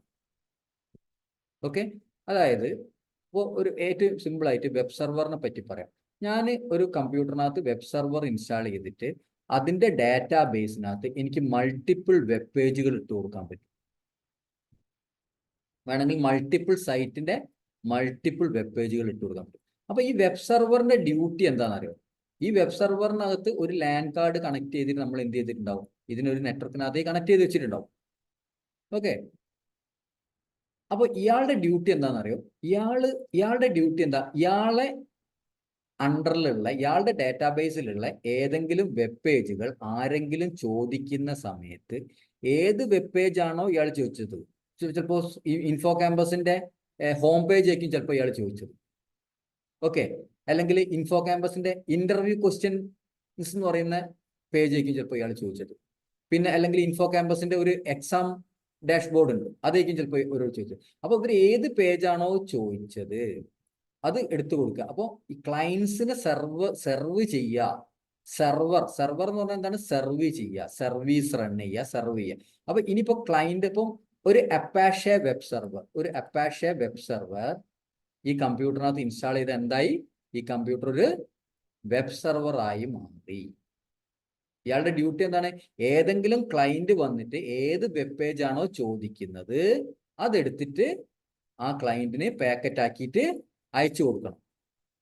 ഓക്കെ, ഇനി ഈ ലാനിൽ നിങ്ങൾ ക്ലയൻസ് കുറെ കമ്പ്യൂട്ടേഴ്സ് ഉണ്ട്. ഇപ്പൊ സപ്പോസ് നിങ്ങൾ ഒരു കമ്പ്യൂട്ടർ, ഓക്കെ, ഈ കമ്പ്യൂട്ടറിനകത്ത് മൗസില അല്ലെങ്കിൽ ഇന്റർനെറ്റ് എക്സ്പ്ലോറർ അല്ലെങ്കിൽ പിന്നെ നമ്മുടെ എന്താണ് ഗൂഗിൾ ക്രോം. ഈ ഗൂഗിൾ ക്രോം എന്ന് പറയുന്നത് എന്താണ്? ഒരു വെബ് ക്ലയന്റ് സോഫ്റ്റ്വെയർ ആണ്. ഏതൊരു സെർവറിനെയും നമുക്ക് ആക്സസ് ചെയ്യണമെങ്കിൽ അതിന് കറസ്പോണ്ടിങ് ആയിട്ടുള്ള ക്ലയന്റ് സോഫ്റ്റ്വെയർ നമ്മളടുത്ത് വേണം. ഏതൊരു സെർവറും നമുക്ക് ആക്സസ് ചെയ്യണം എന്നുണ്ടെങ്കിൽ, അതിന്റെ സർവീസ് നമുക്ക് കിട്ടണമെങ്കിൽ അതിന് കോറസ്പോണ്ടിങ് ആയിട്ടുള്ള ക്ലയന്റ് സോഫ്റ്റ്വെയർ വേണം. അപ്പം മോസില എന്ന് പറയുന്നത് എന്താണ്? ഒരു വെബ് ക്ലയന്റ് സോഫ്റ്റ്വെയർ ആണ്. അപ്പാഷെ എന്ന് പറയുന്നത് എന്താണ്? ഒരു വെബ് സെർവർ സോഫ്റ്റ്വെയർ ആണ്. ഇപ്പൊ സെർവർ സോഫ്റ്റ്വെയർ ഏത് കമ്പ്യൂട്ടറിലാണോ ഇൻസ്റ്റാൾ ചെയ്തത് അത് വെബ് സെർവർ ആയി മാറി. നമ്മളുടെ ഗൂഗിൾ ക്രോം ഏത് കമ്പ്യൂട്ടറിലാണോ ഇൻസ്റ്റാൾ ചെയ്തത് ആ കമ്പ്യൂട്ടർ ഒരു വെബ് ക്ലയന്റ് ആയി മാറും. ഈ ക്ലയന്റ് നേരെ എന്ത് ചെയ്യാണ്? ഈ IP അഡ്രസ്സിലേക്ക് അല്ലെങ്കിൽ ഈ ഡൊമൈൻ IP നെയിം വെച്ച് റിസോൾവ് ചെയ്യാൻ എന്താണ്? IP-ലേക്കാണ് അറ്റ്ലാസ്റ്റ് നമുക്ക് പാക്കറ്റ് പോവുക. ഈ IP അഡ്രസ്സിലേക്ക് ചോദിക്കുകയാണ് എനിക്ക് ഹോം പേജ് വേണം എന്ന് പറയുമ്പോൾ എന്ത് ചെയ്യും? ഈ ഹോം പേജ് എടുത്ത് ഇയാൾ സെർവ് ചെയ്ത് തരും. ഇനി വേറൊരു ക്ലയന്റ് ചിലപ്പോൾ ചോദിക്കുക എന്തായിരിക്കും? ഹോം പേജ് ആയിരിക്കില്ല, വേറെ എന്തെങ്കിലും പേജ് ആയിരിക്കും ചോദിക്കുക. അപ്പൊ അതെടുത്ത് കൊടുക്കും. ഓക്കെ, അപ്പോ നിങ്ങളൊരു കമ്പനിയിൽ പോയിട്ട് വർക്ക് ചെയ്യാൻ തുടങ്ങുന്ന സമയത്ത് നിങ്ങൾ വിചാരിക്കാൻ നിങ്ങൾ ഈ CCNA ഒക്കെ പഠിച്ചു കഴിഞ്ഞു, നിങ്ങൾ ഒരു IT ടെക്നീഷ്യൻ ആയിട്ടോ അല്ലെങ്കിൽ ഒരു IT അഡ്മിൻ ആയിട്ടോ അല്ലെങ്കിൽ നെറ്റ്വർക്ക് അഡ്മിൻ ആയിട്ടോ അല്ലെങ്കിൽ നെറ്റ്വർക്ക് എന്താ പറയുക നെറ്റ്വർക്ക് അഡ്മിനിസ്ട്രേറ്റർ ആയിട്ടോ അല്ലെങ്കിൽ ഒരു L1 എഞ്ചിനീയർ ആയിട്ടോ ഒക്കെ നിങ്ങൾ പോയി കഴിഞ്ഞാൽ നിങ്ങളെ ലാനിനകത്ത് നിങ്ങളെ ലോക്കൽ ഏരിയനകത്ത് കുറേ കമ്പ്യൂട്ടേഴ്സ് ഉണ്ടാവും, കുറേ സെർവേഴ്സ് ഉണ്ടാവും. ചിലപ്പോൾ ഒരു സെർവറിനകത്ത് അവർ ഇന്റേണൽ നിങ്ങൾക്ക് ഈ കമ്പനിയിൽ തന്നെയുള്ള കുറെ വെബ് പേജുകൾ ഉണ്ടാവും. നിങ്ങൾ സ്വന്തം കമ്പനീന്റെ ഉള്ളിലുള്ള കുറെ സീക്രട്ട് ആയിട്ടുള്ള കുറച്ച് വെബ് പേജ് സർവീസ് കാര്യങ്ങളൊക്കെ ഉണ്ടാവും. അത് കൊടുക്കാൻ വേണ്ടി ചിലപ്പോൾ ഇന്റേണൽ ആയിട്ട് ചിലപ്പോൾ എന്ത് ചെയ്തിട്ടുണ്ടാവും? നിങ്ങളൊരു വെബ് സെർവർ സെറ്റ് ചെയ്ത് വെച്ചിട്ടുണ്ടാവും. ഓക്കെ, ഇപ്പൊ വെബ് സെർവർ എന്ന് പറയുന്നത് വെബ് പേജുകൾ സെർവ് ചെയ്ത് കൊടുക്കാനുള്ള ഒരു സെർവർ കമ്പ്യൂട്ടർ ആണ് എന്ന് മനസ്സിലാക്കുക. സാർ, ക്ലയന്റ് സെർവറും വെബ് സെർവറും വ്യത്യാസം എന്താ സാർ? ക്ലയന്റ് സെർവർ എന്നല്ല, ക്ലയന്റ് സെർവർ കൺസെപ്റ്റ് എന്ന് പറയുന്നത് എന്താണ്? ഒരു കൺസെപ്റ്റ് ആണ്. ക്ലയന്റും സെർവറും തമ്മിൽ ഒരു കമ്മ്യൂണിക്കേഷൻ നടന്നിട്ടാണ് മൊത്തം TCP/IP നിങ്ങൾ എടുത്തു നോക്കിക്കഴിഞ്ഞാൽ അവിടെ നിന്ന് നിങ്ങൾ എല്ലാം നടക്കുന്നത് ഒരു ക്ലയന്റ് സെർവർ കൺസെപ്റ്റ് വെച്ചിട്ടാണ്. ഇപ്പൊ നമ്മൾ ഈ സൂം മീറ്റിംഗ് ചെയ്യുന്നുണ്ടല്ലോ, ഈ സൂം മീറ്റിംഗ് ചെയ്യുന്നതും ഒരു ക്ലയന്റ് സെർവർ കൺസെപ്റ്റ് വെച്ചിട്ടാണ്. അത് പക്ഷെ ക്ലൗഡും കൂടെ റിലേറ്റഡ് ആയിട്ടാണെന്ന് മാത്രമേ ഉള്ളൂ. ഈ ക്ലൗഡിനകത്ത് എന്ത് ചെയ്തിട്ടുണ്ട്? ഈ സൂമിന്റെ സെർവർ ഉണ്ട്. അപ്പൊ നിങ്ങൾ ഇത് ലോഗിൻ ചെയ്യുന്ന സമയത്ത് നിങ്ങൾ എന്ത് ചെയ്യാണ്? നിങ്ങളും ഞാനും ഒക്കെ തന്നെ, ഞാനാണ് ക്ലാസ് എടുക്കുന്നുണ്ടെങ്കിൽ പോലും ഞാനും ഒരു ക്ലയന്റ് ആണ്. സൂം ഇൻസ്റ്റാൾ ചെയ്തത്, സൂമിന്റെ ക്ലയന്റ് സോഫ്റ്റ്വെയർ ഇൻസ്റ്റാൾ ചെയ്ത ഒരു കമ്പ്യൂട്ടറാണ് ഞാനും. അപ്പം ഈ സൂമിന്റെ മെയിൻ സെർവർ ഉണ്ടാവില്ല, ആ സെർവറിനകത്തേക്ക് ഞാനും നിങ്ങളൊക്കെ കണക്റ്റഡ് ആണ്. ഓക്കെ, അപ്പൊ അവരെന്ത് ചെയ്യാണ്?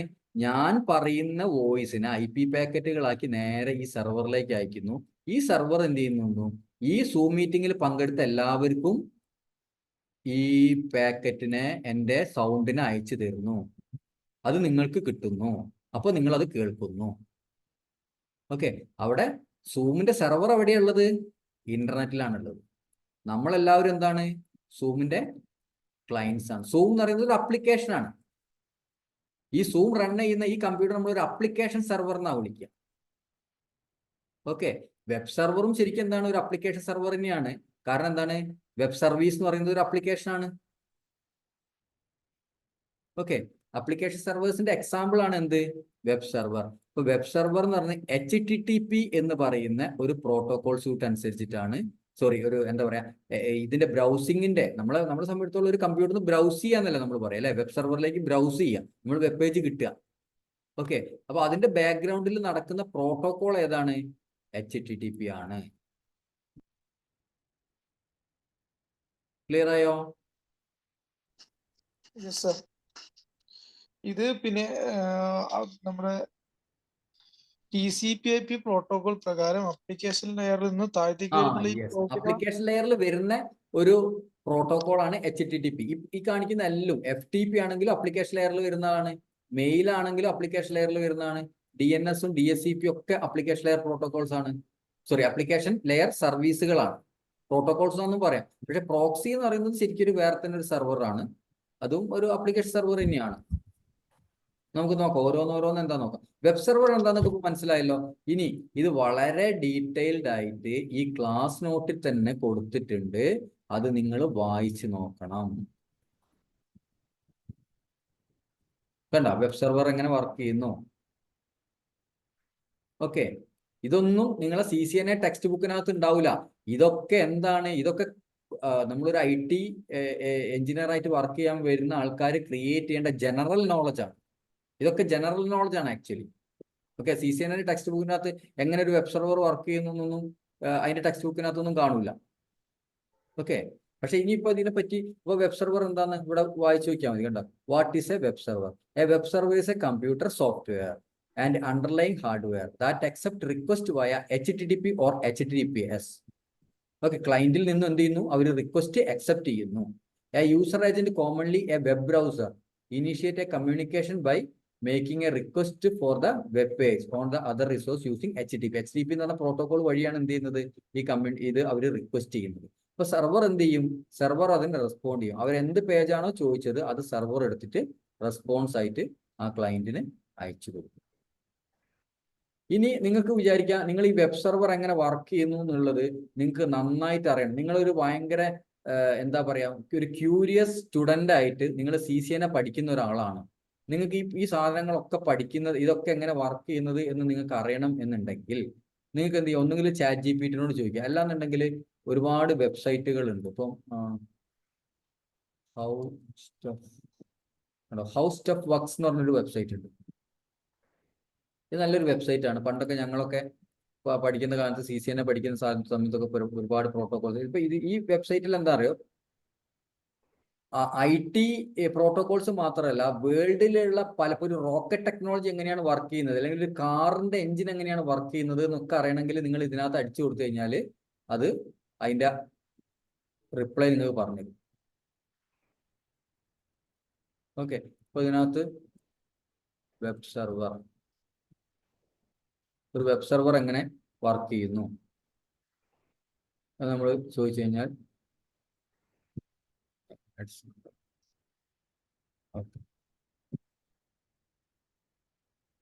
ഹൗ സ്റ്റെപ്പ് വർക്സിൽ എന്തുണ്ട്, ഹൗ വെബ് സെർവർ വർക്ക് എന്ന് പറഞ്ഞിട്ട് പേജ് ഉണ്ട്.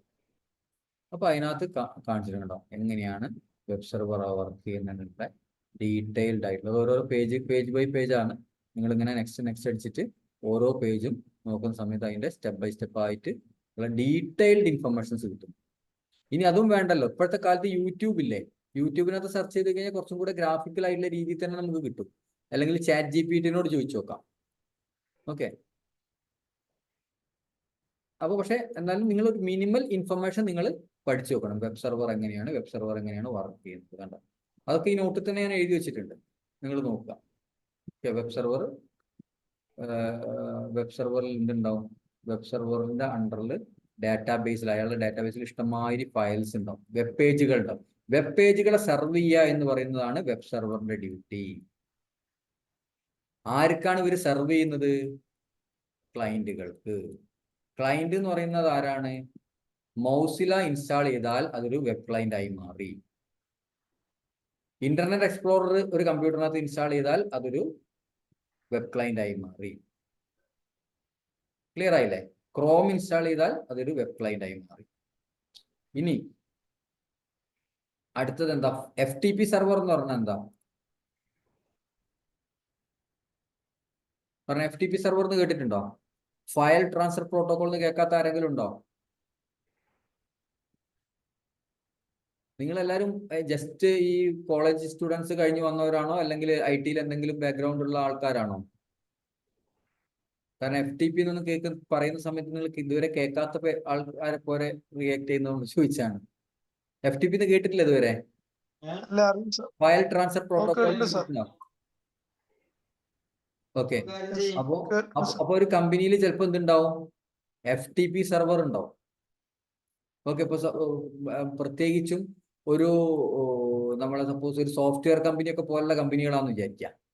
ഓക്കെ, അപ്പൊ അവര് ഡെവലപ്പ് ചെയ്ത പല ഫയൽസും കാര്യങ്ങളൊക്കെ അപ്ലോഡ് ചെയ്യാനും ഡൗൺലോഡ് ചെയ്യാനും വേണ്ടിയിട്ട് ചിലപ്പോൾ അവർക്ക് എന്തുണ്ടാവും? ഒരു FTP സെർവർ ഉണ്ടാവും. FTP സെർവർ എന്ന് പറഞ്ഞു കഴിഞ്ഞാൽ FTP സെർവറിന്റെ അണ്ടറിനകത്ത് കുറേ ഫയൽസ് ആണ് ഉണ്ടാവുക. അത് വെബ് സെർവർ അല്ല, ഒരു ഫയൽ സെർവർ ആണ്. ഈ സെർവറിനകത്തേക്ക്, ഈ FTP സെർവറിനകത്തേക്ക് നിങ്ങൾക്കൊരു FTP ക്ലയന്റ് ഇൻസ്റ്റാൾ ചെയ്താൽ, ഒരുപാട് FTP ക്ലയന്റ് സോഫ്റ്റ്വെയർസ് ഉണ്ട്, SFTP അങ്ങനെയൊക്കെ പറഞ്ഞാൽ ഒരുപാട് ക്ലയന്റ് സോഫ്റ്റ്വെയർ. നിങ്ങൾ ഗൂഗിളിൽ സെർച്ച് ചെയ്താൽ കാണാം. ഏതെങ്കിലും ഒന്ന് ഇൻസ്റ്റാൾ ചെയ്ത് കഴിഞ്ഞാൽ നിങ്ങൾക്ക് എന്ത് ചെയ്യാം? ഈ സെർവറിനകത്തേക്ക് കണക്ട് ചെയ്തിട്ട് ഒന്നുകിൽ ഫയൽ അങ്ങോട്ടേക്ക് സെൻഡ് ചെയ്യാം, അപ്ലോഡിംഗ് എന്ന് പറയുന്നു. അല്ലെങ്കിൽ ഇതിനകത്തുള്ള ഫയൽ നമുക്ക് എന്ത് ചെയ്യാം? ഇങ്ങോട്ട് ഡൗൺലോഡ് ചെയ്യാം. അപ്ലോഡിങ്ങും ഡൗൺലോഡിങ്ങും. അപ്പോൾ ഒരു കമ്പനിയിൽ എന്തുണ്ടാവും? ചിലപ്പോൾ FTP സെർവർ. ഇനി ഇന്റേണൽ ആയിട്ട് ചിലപ്പോൾ അവർക്ക് എന്തുണ്ടാവും? മെയിൽ സെർവർ ഉണ്ടാവും, അല്ലേ? ഒരു കമ്പനിയിൽ അങ്ങോട്ടും ഇങ്ങോട്ടും മെയിൽ അയക്കേണ്ടി വരില്ലേ? അതിന് വേണ്ടിയിട്ട് മെയിൽ സെർവർ ഉണ്ടാവും. പിന്നെ അതേമാതിരി നെയിം റിസോൾവ് ചെയ്യാൻ വേണ്ടിയിട്ട് DNS സെർവർ ഉണ്ടാവും. എല്ലാവർക്കും IP അഡ്രസ് കൊടുക്കാൻ വേണ്ടിയിട്ട്, മാനുവലി IP അഡ്രസ് കൊടുക്കാൻ വേണ്ടിയിട്ട് DHCP സെർവർ ഉണ്ടാവും. DNS സെർവറിന്റെ മെയിൽ സെർവർ എന്താണെന്ന് അറിയാലോ നിങ്ങൾ? മെയിലൊക്കെ ചെയ്യുന്നതല്ല എല്ലാവരും. ഓക്കെ, അപ്പോൾ ഈ മെയിൽ സെർവറാണ് എന്ത് ചെയ്യുന്നത്? നമ്മൾ മെയിൽ സെൻഡ് ചെയ്യുന്ന സമയത്ത് നമുക്ക് കറക്റ്റ് ആയിട്ടുള്ള ആളെടുത്ത് ഈ മെയിൽ എത്തിച്ചു കൊടുക്കുന്നത് മെയിൽ സെർവറാണ്. അതേപോലെ നമ്മൾ ലോഗിൻ ചെയ്യുന്ന സമയത്ത് നമുക്ക് വന്ന മെയിലൊക്കെ നമുക്ക് തരുന്നത് ആരാണ്? ഈ മെയിൽ സെർവറാണ്. Okay, SMTP simple mail transfer protocol കേട്ടിട്ടുണ്ടാവും നിങ്ങൾ. ഓക്കെ, അല്ലെങ്കിൽ കേട്ടിട്ടില്ലെങ്കിൽ നമ്മൾ ലേയേഴ്സ് പഠിക്കുന്ന സമയത്ത് അതൊക്കെ പഠിക്കും. ഓക്കെ,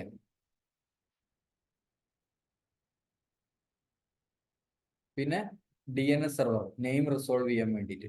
അധിക കമ്പനിയിൽ എന്തുണ്ടാവും? ഒരു സ്വന്തം ഒരു DNS സെർവർ ഉണ്ടാവും ചിലപ്പോൾ ഇന്റേണൽ ആയിട്ട്. എന്തിനു വേണ്ടിയിട്ടാണ്? നമ്മളിപ്പോൾ google.com കൊടുക്കുന്ന സമയത്ത് ആ google.comന്റെ IP കണ്ടെത്താൻ വേണ്ടിയിട്ട്. പിന്നെ DHCP സെർവർ, നമ്മൾ ഓരോ കമ്പ്യൂട്ടറിനും നിങ്ങൾ മാനുവലായിട്ട് IP കൊടുക്കാൻ ചിലപ്പോൾ പറ്റൂല, അല്ലേ?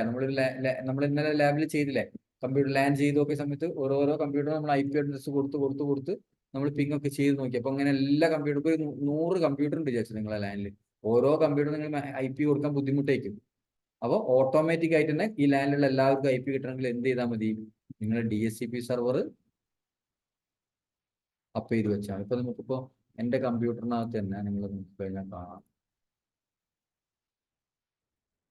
ipconfig/orx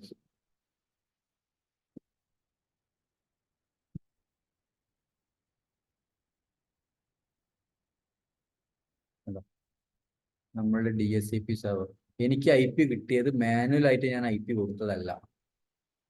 192.168.1.1 എന്ന് പറയുന്ന ഡിവൈസ് ആണ് എനിക്ക് IP അഡ്രസ് തന്നത്. ക്ലിയർ? പിന്നെ നമ്മുടെ DNS സെർവർ ആയിട്ട് ആക്ട് ചെയ്യുന്നത് ഈ റൂട്ടർ തന്നെയാണ് നമ്മുടെ DNS സെർവർ ആയിട്ടും DHCP സെർവർ ആയിട്ടും ഒക്കെ ആക്ട് ചെയ്യുന്നത്. അത് നമുക്ക് ചെയ്യാൻ പറ്റും. നമ്മുടെ റൂട്ടറിനെ കൊണ്ട് ഈ ജോലികളൊക്കെ നമുക്ക് എടുപ്പിക്കാൻ പറ്റും. ഓക്കെ, അതിന് പകരം വേണമെങ്കിൽ എന്ത് ചെയ്യാം, ഒരു ഡെഡിക്കേറ്റഡ് സെർവർ അതിൽ വെച്ച് കൊടുക്കുകയും ചെയ്യാം. മിക്കവാറും വലിയ വലിയ കമ്പനിയിൽ ഇതിനൊക്കെ ഡെഡിക്കേറ്റഡ് സെർവർ വെച്ച് കൊടുക്കുക ചെയ്യാം. ഇതെല്ലാം റൂട്ടറിനെ കൊണ്ട് ഈ ജോലിയൊന്നും അവർ എല്ലാ ജോലിയും റൂട്ടറിനെ കൊണ്ട് ചെയ്യിപ്പിക്കില്ല.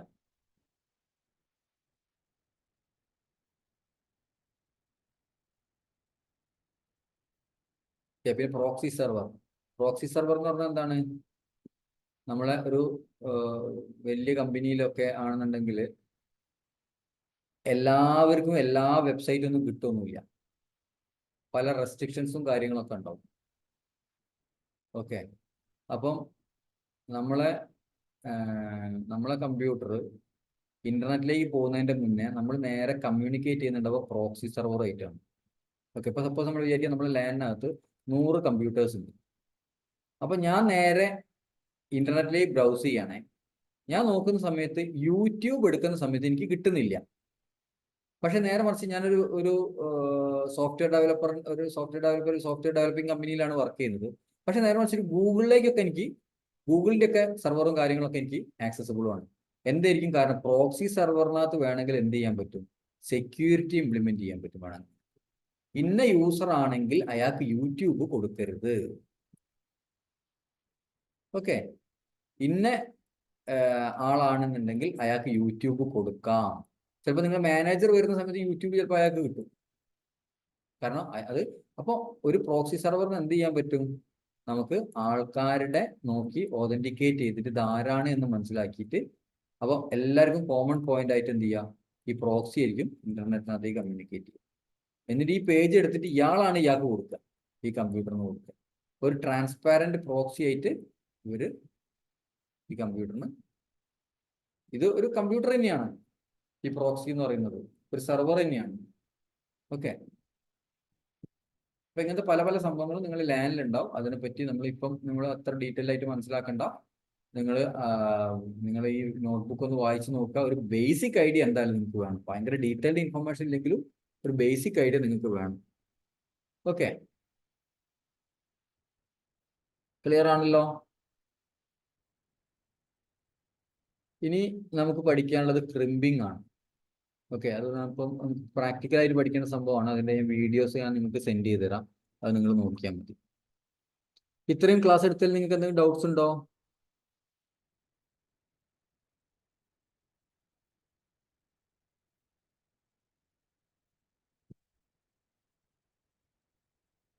ഡൗട്ട്സ് ഒന്നുമില്ല?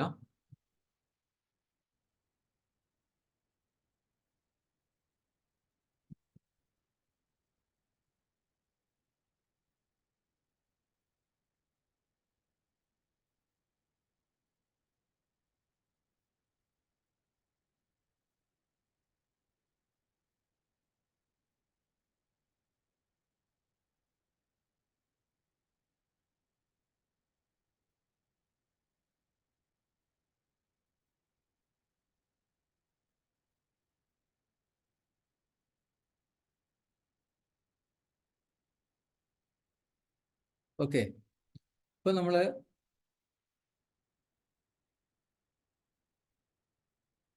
ക്രിമ്പിങ്ങിലേക്ക് പോവാം.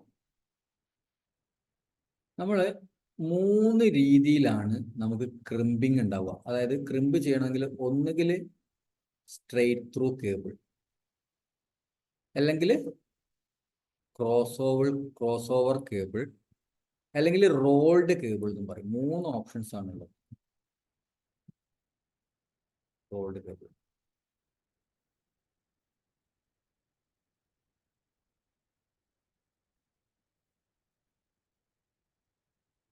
ഓക്കെ, ഇത് എങ്ങനെയാന്ന് പറഞ്ഞു കഴിഞ്ഞാൽ നമ്മളെ കമ്പ്യൂട്ടർ പി സി അല്ലെങ്കിൽ റൂട്ടർ. പി സി റൂട്ടർ ഒക്കെ സ്റ്റാൻഡേർഡ് എ ഡിവൈസ് ആണ്. സ്റ്റാൻഡേർഡ് എ ഡിവൈസ് എന്ന് പറഞ്ഞു കഴിഞ്ഞാൽ നമ്മൾ അതിന്റെ പിൻ ഔട്ട് ഉണ്ടല്ലോ, RJ45ന്റെ പിൻ ഔട്ട്, ഒന്നാമത്തത് ട്രാൻസ്മിറ്റർ പ്ലസ് ആയിരിക്കും, രണ്ടാമത്തത് ട്രാൻസ്മിറ്റർ മൈനസ് ആയിരിക്കും.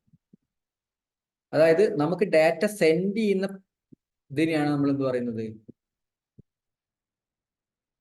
Transmitter plus. നമുക്ക് എന്ത് ഒരു വോൾട്ടേജ് സിഗ്നൽ അയക്കണമല്ലോ, നമുക്ക് ഡാറ്റ അവിടെ കൊടുക്കണമെങ്കിൽ വോൾട്ടേജ് സിഗ്നൽ അയക്കുക ചെയ്യാം. അവിടെ നിന്ന് വോൾട്ടേജ് സിഗ്നൽ സ്വീകരിക്കുമ്പോഴാണ് നമ്മൾ എന്ത് ചെയ്യുന്നത്, അവിടെ റിസീവിങ് നടക്കുന്നത്. ഓക്കെ, അപ്പം ഈ ട്രാൻസ്മിറ്റ് ചെയ്യണമെന്നുണ്ടെങ്കിൽ നമുക്കൊരു പെയർ വേണം, ഒരു പ്ലസും മൈനസും വേണ്ടേ ഇല്ലേ? ഒരു ബാറ്ററിയിൽ നിന്ന് നിങ്ങൾക്ക് ഒരു ലൈറ്റ് കത്തിക്കണം എന്നുണ്ടെങ്കിൽ അതിന്റെ നെഗറ്റീവും പോസിറ്റീവും കൂടെ നിങ്ങൾ കണക്ട് ചെയ്യണം ആ LED എടുത്തിട്ട്, എന്നെങ്കിലും അത് ലൈറ്റ് കത്തുള്ളൂ. അതേമാതിരി തന്നെ ഒരു ഡാറ്റ സെൻഡ് ചെയ്യണമെങ്കിൽ നമുക്ക് എന്ത് വേണം, 2 ലൈൻ വേണം. ഓക്കെ, അത് ഒന്ന്. അപ്പൊ അതായത് കമ്പ്യൂട്ടറിന്റെ ഒന്നാമത്തെ പിൻ എന്ന് പറയുന്നത് ട്രാൻസ്മിറ്റർ പ്ലസ് ആണ്, രണ്ടാമത്തത് ട്രാൻസ്മിറ്ററിന്റെ മൈനസ്, നമ്മൾ ഗ്രൗണ്ട് എന്ന് പറയും. ഓക്കെ, പിന്നെ അതേപോലെ തന്നെ കമ്പ്യൂട്ടറിന്റെ മൂന്നാമത്തെ പിന്നാണ് റിസീവർ പ്ലസ്.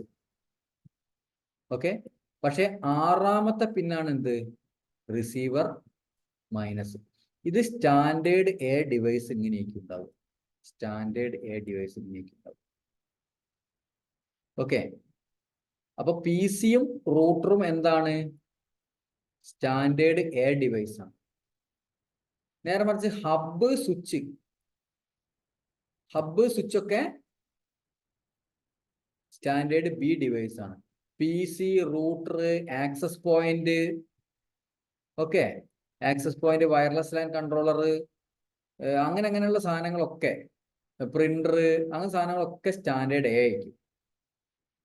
നേരെ മറിച്ച് സ്വിച്ചും ഹബ്ബും എന്തായിരിക്കും, സ്റ്റാൻഡേർഡ് ബി ആയിരിക്കും. ഇപ്പൊ സ്റ്റാൻഡേർഡ് ബിന്റെ പ്രത്യേകത എന്താ, സ്റ്റാൻഡേർഡ് ബിന്റെ ഒന്നാമത്തെ പോർട്ട്, അതായത് ഒന്നാമത്തെ പിൻ എന്ന് പറയുന്നത് റിസീവർ പ്ലസ് ആണ്. ട്രാൻസ്മിറ്റർ പ്ലസ് അല്ല, റിസീവർ പ്ലസ് ആണ്. രണ്ടാമത്തത് റിസീവർ മൈനസ്, മൂന്നാമത്തത് ട്രാൻസ്മിറ്റർ പ്ലസ്, ആറാമത്തത് ട്രാൻസ്മിറ്റർ മൈനസ്. അപ്പൊ നിങ്ങളിങ്ങനെ ഓർത്താൽ മതി, ഇവിടുന്ന് ഡാറ്റ സെൻഡ് ചെയ്യപ്പെടുന്ന സമയത്ത് അത് ഇവിടെ സ്വീകരിക്കല്ലേ വേണ്ടത്, അല്ലേ? ഇവിടുന്ന് ഡാറ്റ സെൻഡ് ചെയ്യപ്പെടുന്ന സ്വീകരിക്കുന്നു.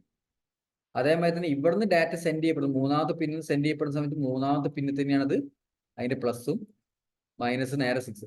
അപ്പോ ഒരു കമ്പ്യൂട്ടറും ഒരു സ്വിച്ചും തമ്മിൽ നിങ്ങൾ കണക്ട് ചെയ്യണം എന്നുണ്ടെങ്കിൽ നിങ്ങൾ സ്ട്രെയിറ്റ് ത്രൂ ആയിട്ടാണ് ക്രിമ്പ് ചെയ്യേണ്ടത്. അതായത് ഇവിടെ നിങ്ങൾ വൈറ്റ് ഗ്രീൻ കൊടുത്തു, അതായത് ഇതിന്റെ ഒന്നാമത്, ഇതിപ്പോ നിങ്ങൾ മനസ്സിലാക്കി, ഇത് വലിയൊരു കേബിളാണ്.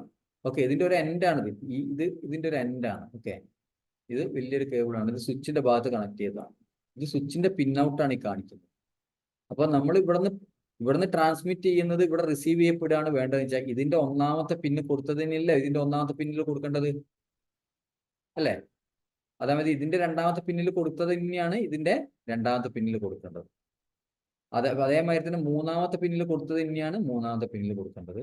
ആറാമത്തെ പിന്നിൽ കൊടുത്തതിന് ഇപ്പൊ ഇതൊന്നും നിങ്ങൾ കൊടുത്തില്ലെങ്കിൽ പോലും കുഴപ്പമില്ല. ഓക്കെ, പക്ഷെ കൊടുത്തില്ലെങ്കിൽ പോലും കുഴപ്പമില്ലെങ്കിൽ നിങ്ങൾക്ക് അത് കൊടുക്കാണ്ട് നിങ്ങൾക്ക് ക്രിമ്പ് ചെയ്യാനും പറ്റില്ല. കാരണം ഇത് ഇൻസേർട്ട് ചെയ്യുന്ന സമയത്ത് നിങ്ങൾ ഒരുമിച്ച് എല്ലാം കൂടിയാണ് നമ്മൾ അതിനകത്ത് ഇൻസേർട്ട് ചെയ്യുക. അപ്പൊ ഈ സ്ട്രെയിറ്റ് ത്രൂ നിങ്ങൾ മനസ്സിലാക്കി വെക്കുക. ഒരു നോട്ട് പാഡ് നിങ്ങൾ നോട്ടിനകത്ത് എഴുതി വെക്കുക. സ്ട്രെയിറ്റ് ത്രൂ കേബിൾ നിങ്ങൾ എവിടെയെല്ലാം യൂസ് ചെയ്യും. നിങ്ങൾക്ക് ഒരു പി സിയിൽ നിന്നും നിങ്ങൾക്ക് ഒരു സ്വിച്ചിലേക്ക് കൊടുക്കണമെങ്കിൽ നിങ്ങൾ സ്ട്രെയിറ്റ് ത്രൂ കൊടുക്കണം. പി സിയിൽ നിന്നും ഒരു ഹബിലേക്ക് കൊടുക്കണമെങ്കിലും ഹബ് ഇപ്പം ഉണ്ടാവില്ല, നിങ്ങൾ സ്ട്രെയിറ്റ് ത്രൂ തന്നെയാണ് കൊടുക്കേണ്ടത്. ഓക്കെ, ഇനിയിപ്പോൾ റൂട്ടറിൽ നിന്നും നിങ്ങൾ സ്വിച്ചിലേക്ക് കൊടുക്കുകയാണെങ്കിലും റൂട്ടറിൽ നിന്നും നിങ്ങൾ ഹബിലേക്ക് കൊടുക്കുകയാണെങ്കിലൊക്കെ നിങ്ങൾ ഇതിനൊക്കെ സ്ട്രെയിറ്റ് കേബിൾ ക്രിമ്പിംഗ് ആണ് നിങ്ങൾ ചെയ്യേണ്ടത്. ഓക്കെ, മനസ്സിലായോ? ഓക്കെ, അതായത് ഡിഫറെന്റ് സ്റ്റാൻഡേർഡുകൾ തമ്മിൽ നമ്മൾ കണക്ട് ചെയ്യുമ്പോഴാണ് നിങ്ങൾ, അപ്പൊ ഏറ്റവും കൂടുതൽ നമുക്ക് കണക്ട് ചെയ്യാണ്ടാവുക എന്താണ്? PC to switch, PC to hub, അല്ലെങ്കിൽ റൂട്ടർ ടു സ്വിച്ച് ഒക്കെ നമ്മൾ കണക്ട് ചെയ്യാണ്ടാവുക. ഇനി same kind of device connect ചെയ്യും. ഇപ്പൊ ചില സമയത്ത് ഒരു PC നിങ്ങളുടെ വീട്ടിൽ നിങ്ങൾ സ്വിച്ച് ഒന്നും പർച്ചേസ് ചെയ്തില്ല, നിങ്ങളെ ഫ്രണ്ട് ഒരു ലാപ്ടോപ്പ് കൊണ്ടുവന്നു, നിങ്ങൾക്കൊരു ലാപ്ടോപ്പ് ഉണ്ട്, ഓക്കെ, വയർലെസ് ഒന്നും ഇല്ല ആ ലാപ്ടോപ്പിനകത്ത്, ഒരു കേബിൾ വഴി കണക്ട് ചെയ്യും. PC ടു PC ഡയറക്റ്റ് നിങ്ങൾ കൊടുക്കൂലേ, സ്വിച്ച് ഒന്നും ഇല്ലാതെ ഡയറക്റ്റ് നിങ്ങൾ കൊടുക്കൂലേ? അങ്ങനെ ചെയ്യുന്ന സമയത്ത് ഇത് എങ്ങനെ ക്രിമ്പ് ചെയ്യണം? അതാണ് നിങ്ങൾ ക്രോസ് ആയിട്ട് ക്രിമ്പ് ചെയ്യണം. ഓക്കെ, അതേമാതിരി തന്നെ ഒരു സ്വിച്ചിൽ നിന്നും വേറൊരു സ്വിച്ചിലേക്ക് സെയിം കൈൻഡ് ഓഫ് ഡിവൈസ് സ്വിച്ചിലേക്ക് direct PC to PC, switch to switch, അല്ലെങ്കിൽ ഒരു സ്വിച്ച് ടു ഹബ് ആണ് വിചാരിക്കുക, അത് രണ്ടും സെയിം ഡിവൈസ് അല്ലേ, ഹബ്ബാണെങ്കിലും സെയിം സ്റ്റാൻഡേർഡ് അല്ലേ? അങ്ങനെയാകുമ്പോഴും നിങ്ങൾ ക്രോസ് തന്നെയാണ് കൊടുക്കേണ്ടത്. ഓക്കെ, ഇനി റൂട്ടർ ടു റൂട്ടർ കൊടുത്താലും നിങ്ങൾ എന്ത് തന്നെയാണ്? ഇനി റൂട്ടർ ടു PC ആണെങ്കിലോ, റൂട്ടർ ടു PC അതാണെങ്കിൽ നിങ്ങൾ ക്രോസ് ആണ്. പക്ഷെ റൂട്ടർ ടു PC ഒക്കെ എപ്പോഴെങ്കിലൊക്കെ കണക്ട് ചെയ്യേണ്ടി വരുള്ളൂ. അതേപോലെ തന്നെ റൂട്ടർ ടു റൂട്ടർ ഒക്കെ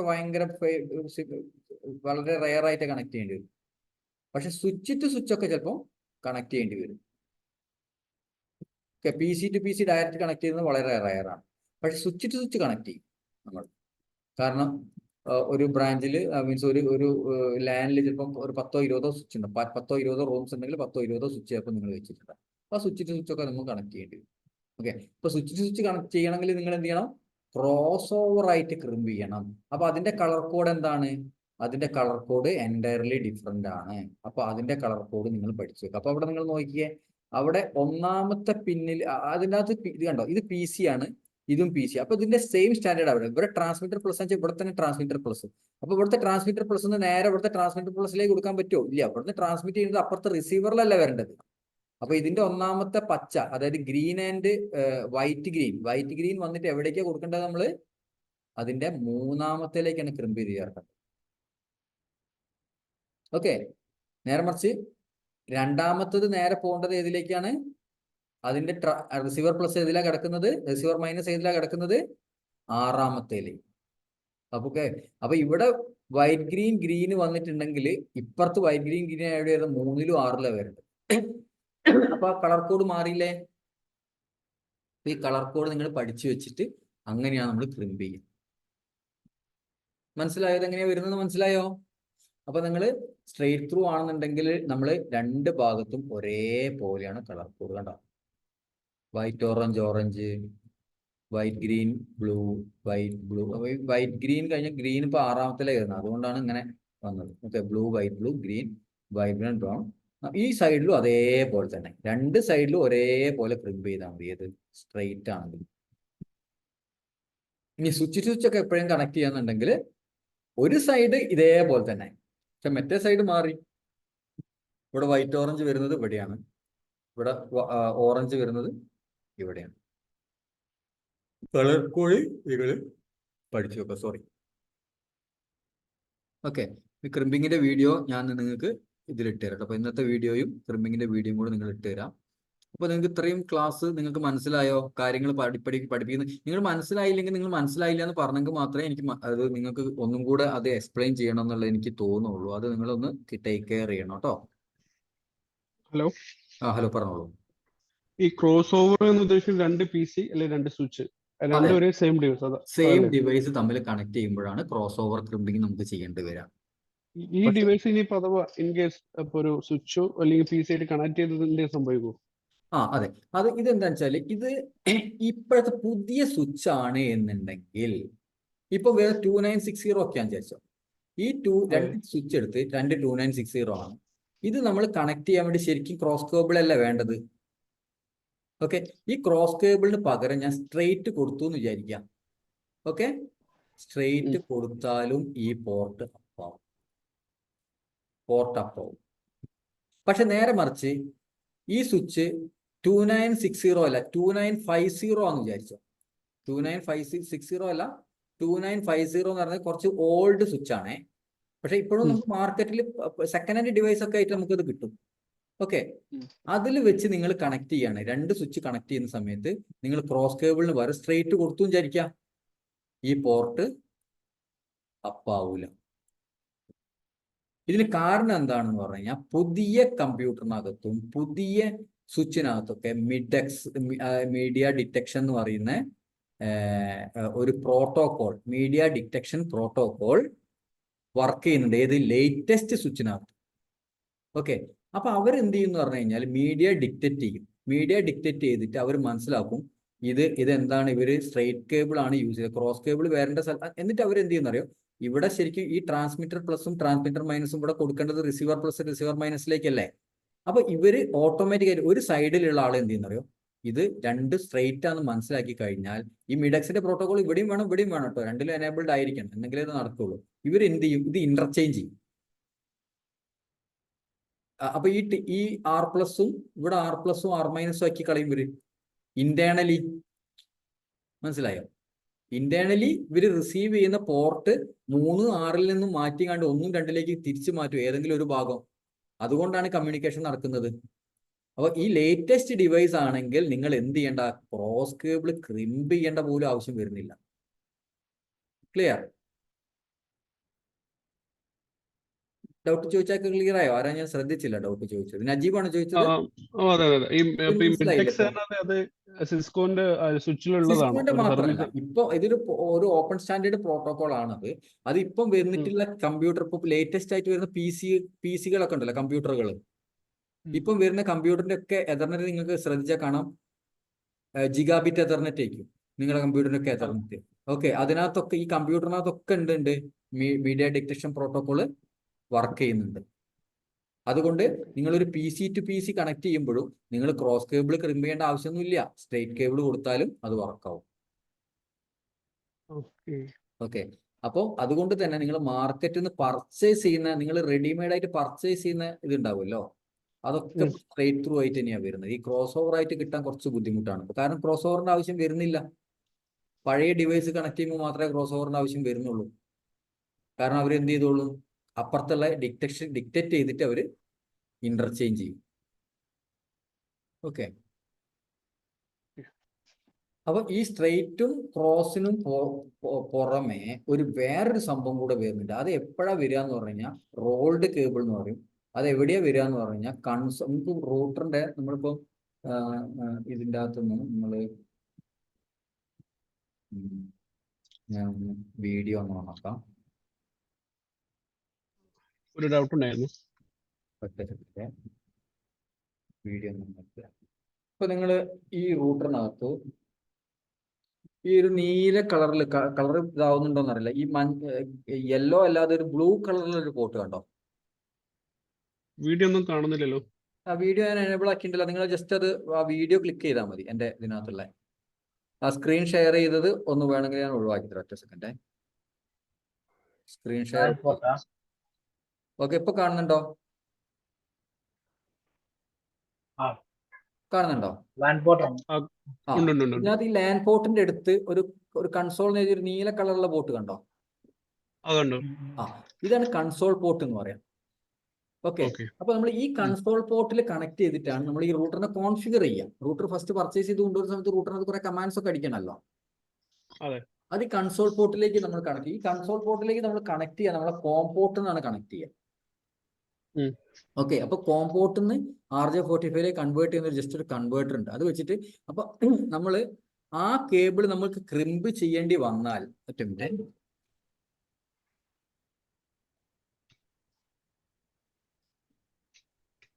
ശരിക്കും നമ്മൾ ആ കേബിൾ പർച്ചേസ് ചെയ്യുക. ഇതേമാതിരി ഈ നീല കളറിലുള്ള കേബിൾ ചിലപ്പോൾ നിങ്ങൾ ഈ നെറ്റ്വർക്ക് അഡ്മിനിസ്ട്രേറ്റർമാരുടെ കയ്യിലൊക്കെ കണ്ടിട്ടുണ്ടാവും. ഓക്കെ, ഏതാണ്? Console cable. Yes, console cable. Okay, അപ്പൊ ഇതിന്റെ ഒരു എൻഡ് നമുക്ക് ഇതായിരിക്കും, ഇതുകൊണ്ട് ഇതായിരിക്കും. അപ്പൊ ഇതിന്റെ ലെങ്ത് നിങ്ങൾക്ക് നോക്കിക്കഴിഞ്ഞാൽ അറിയാൻ പറ്റും. ഇത്ര 1 മീറ്റർ ഒക്കെ ഇതിന്റെ ലെങ്ത് ഉണ്ടാവുള്ളൂ. ഓക്കെ, അപ്പൊ നിങ്ങൾ ഇരിക്കുന്ന കമ്പ്യൂട്ടറിന് നിങ്ങളെ റാക്കിലേക്ക് ഒരു 20 മീറ്റർ ഉണ്ടെന്ന് വിചാരിച്ചോ, 10 മീറ്റർ ഉണ്ടെന്ന് വിചാരിച്ചോ. അപ്പൊ നമുക്ക് എന്ത് ചെയ്യാൻ പറ്റില്ല. അപ്പൊ നമ്മൾ ഒരു കോം ടു RJ45 കൺവേർട്ടർ കൊണ്ടിട്ട് വലിയൊരു കേബിൾ ക്രിമ്പ് ചെയ്യുമ്പോൾ നമ്മൾ എന്ത് ചെയ്യേണ്ടി വരും, റോൾഡ് ആയിട്ട് ക്രിമ്പ് ചെയ്യേണ്ടി വരും. ഓക്കെ, അതിനു വേണ്ടി മാത്രമേ നമ്മൾ എന്ത് ചെയ്യുള്ളൂ, റോൾഡ് കേബിൾ യൂസ് ചെയ്യുള്ളൂ. ഓക്കെ, ഞാൻ സ്ക്രീന് വീണ്ടും ഞാൻ സ്ക്രീന് ഞാൻ കാണിച്ചു തരാം. ഇപ്പൊ നിങ്ങൾ ഇതിനകത്ത്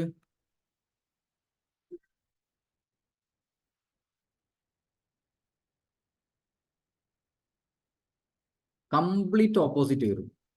അതായത് ഇതിന്റെ ഒന്നാമത്തത് എടുത്തിട്ട് നേരെ ഇതിന്റെ എട്ടാമത്തേലേക്കാണ് വരിക. Okay, rolled cable crimp. അതായത് എപ്പോഴെങ്കിലും നിങ്ങൾക്ക് ഒരു PC-യിൽ നിന്നും റൂട്ടറിന്റെ കൺസോൾ കേബിളിലേക്ക് കണക്ട് ചെയ്യണമെങ്കിൽ, ഓക്കെ, ആ സമയത്ത് മാത്രമാണ് നിങ്ങൾ എന്ത് ചെയ്യുന്നത്, റോൾഡ് ആയിട്ട് ക്രിമ്പ് ചെയ്യേണ്ട ആവശ്യം വരുള്ളൂ. ഇതും വളരെ റെയർ ഓപ്ഷൻ ആണ്. നിങ്ങൾക്ക് വളരെ റെയർ ആയിട്ട് ഇത് ചെയ്യേണ്ടി വരുള്ളൂ. പക്ഷെ ചിലപ്പോൾ ചില സിറ്റുവേഷൻസിൽ നിങ്ങൾക്ക് ചെയ്യേണ്ടി വരും. പക്ഷെ ഇപ്പൊ നിങ്ങൾക്ക് ഇതിന്റെ ആവശ്യമില്ല. കാരണം ഇപ്പോൾ വരുന്ന റൂട്ടേഴ്സിനകത്തൊക്കെ എന്തുണ്ട്, USB കൺസോൾ അവൈലബിൾ ആണ്. സിസ്കോന്റെ റൂട്ടറൊക്കെ നിങ്ങൾക്ക് നോക്കിക്കഴിഞ്ഞാൽ കാണാൻ പറ്റും, USB കൺസോൾ ഉണ്ടാവും. ഓക്കെ, അപ്പോൾ അതുകൊണ്ട് കൺസോൾ കേബിൾ ഒക്കെ അത് വെച്ചിട്ട് തന്നെ നമുക്ക് കണക്ട് ചെയ്യാൻ പറ്റും.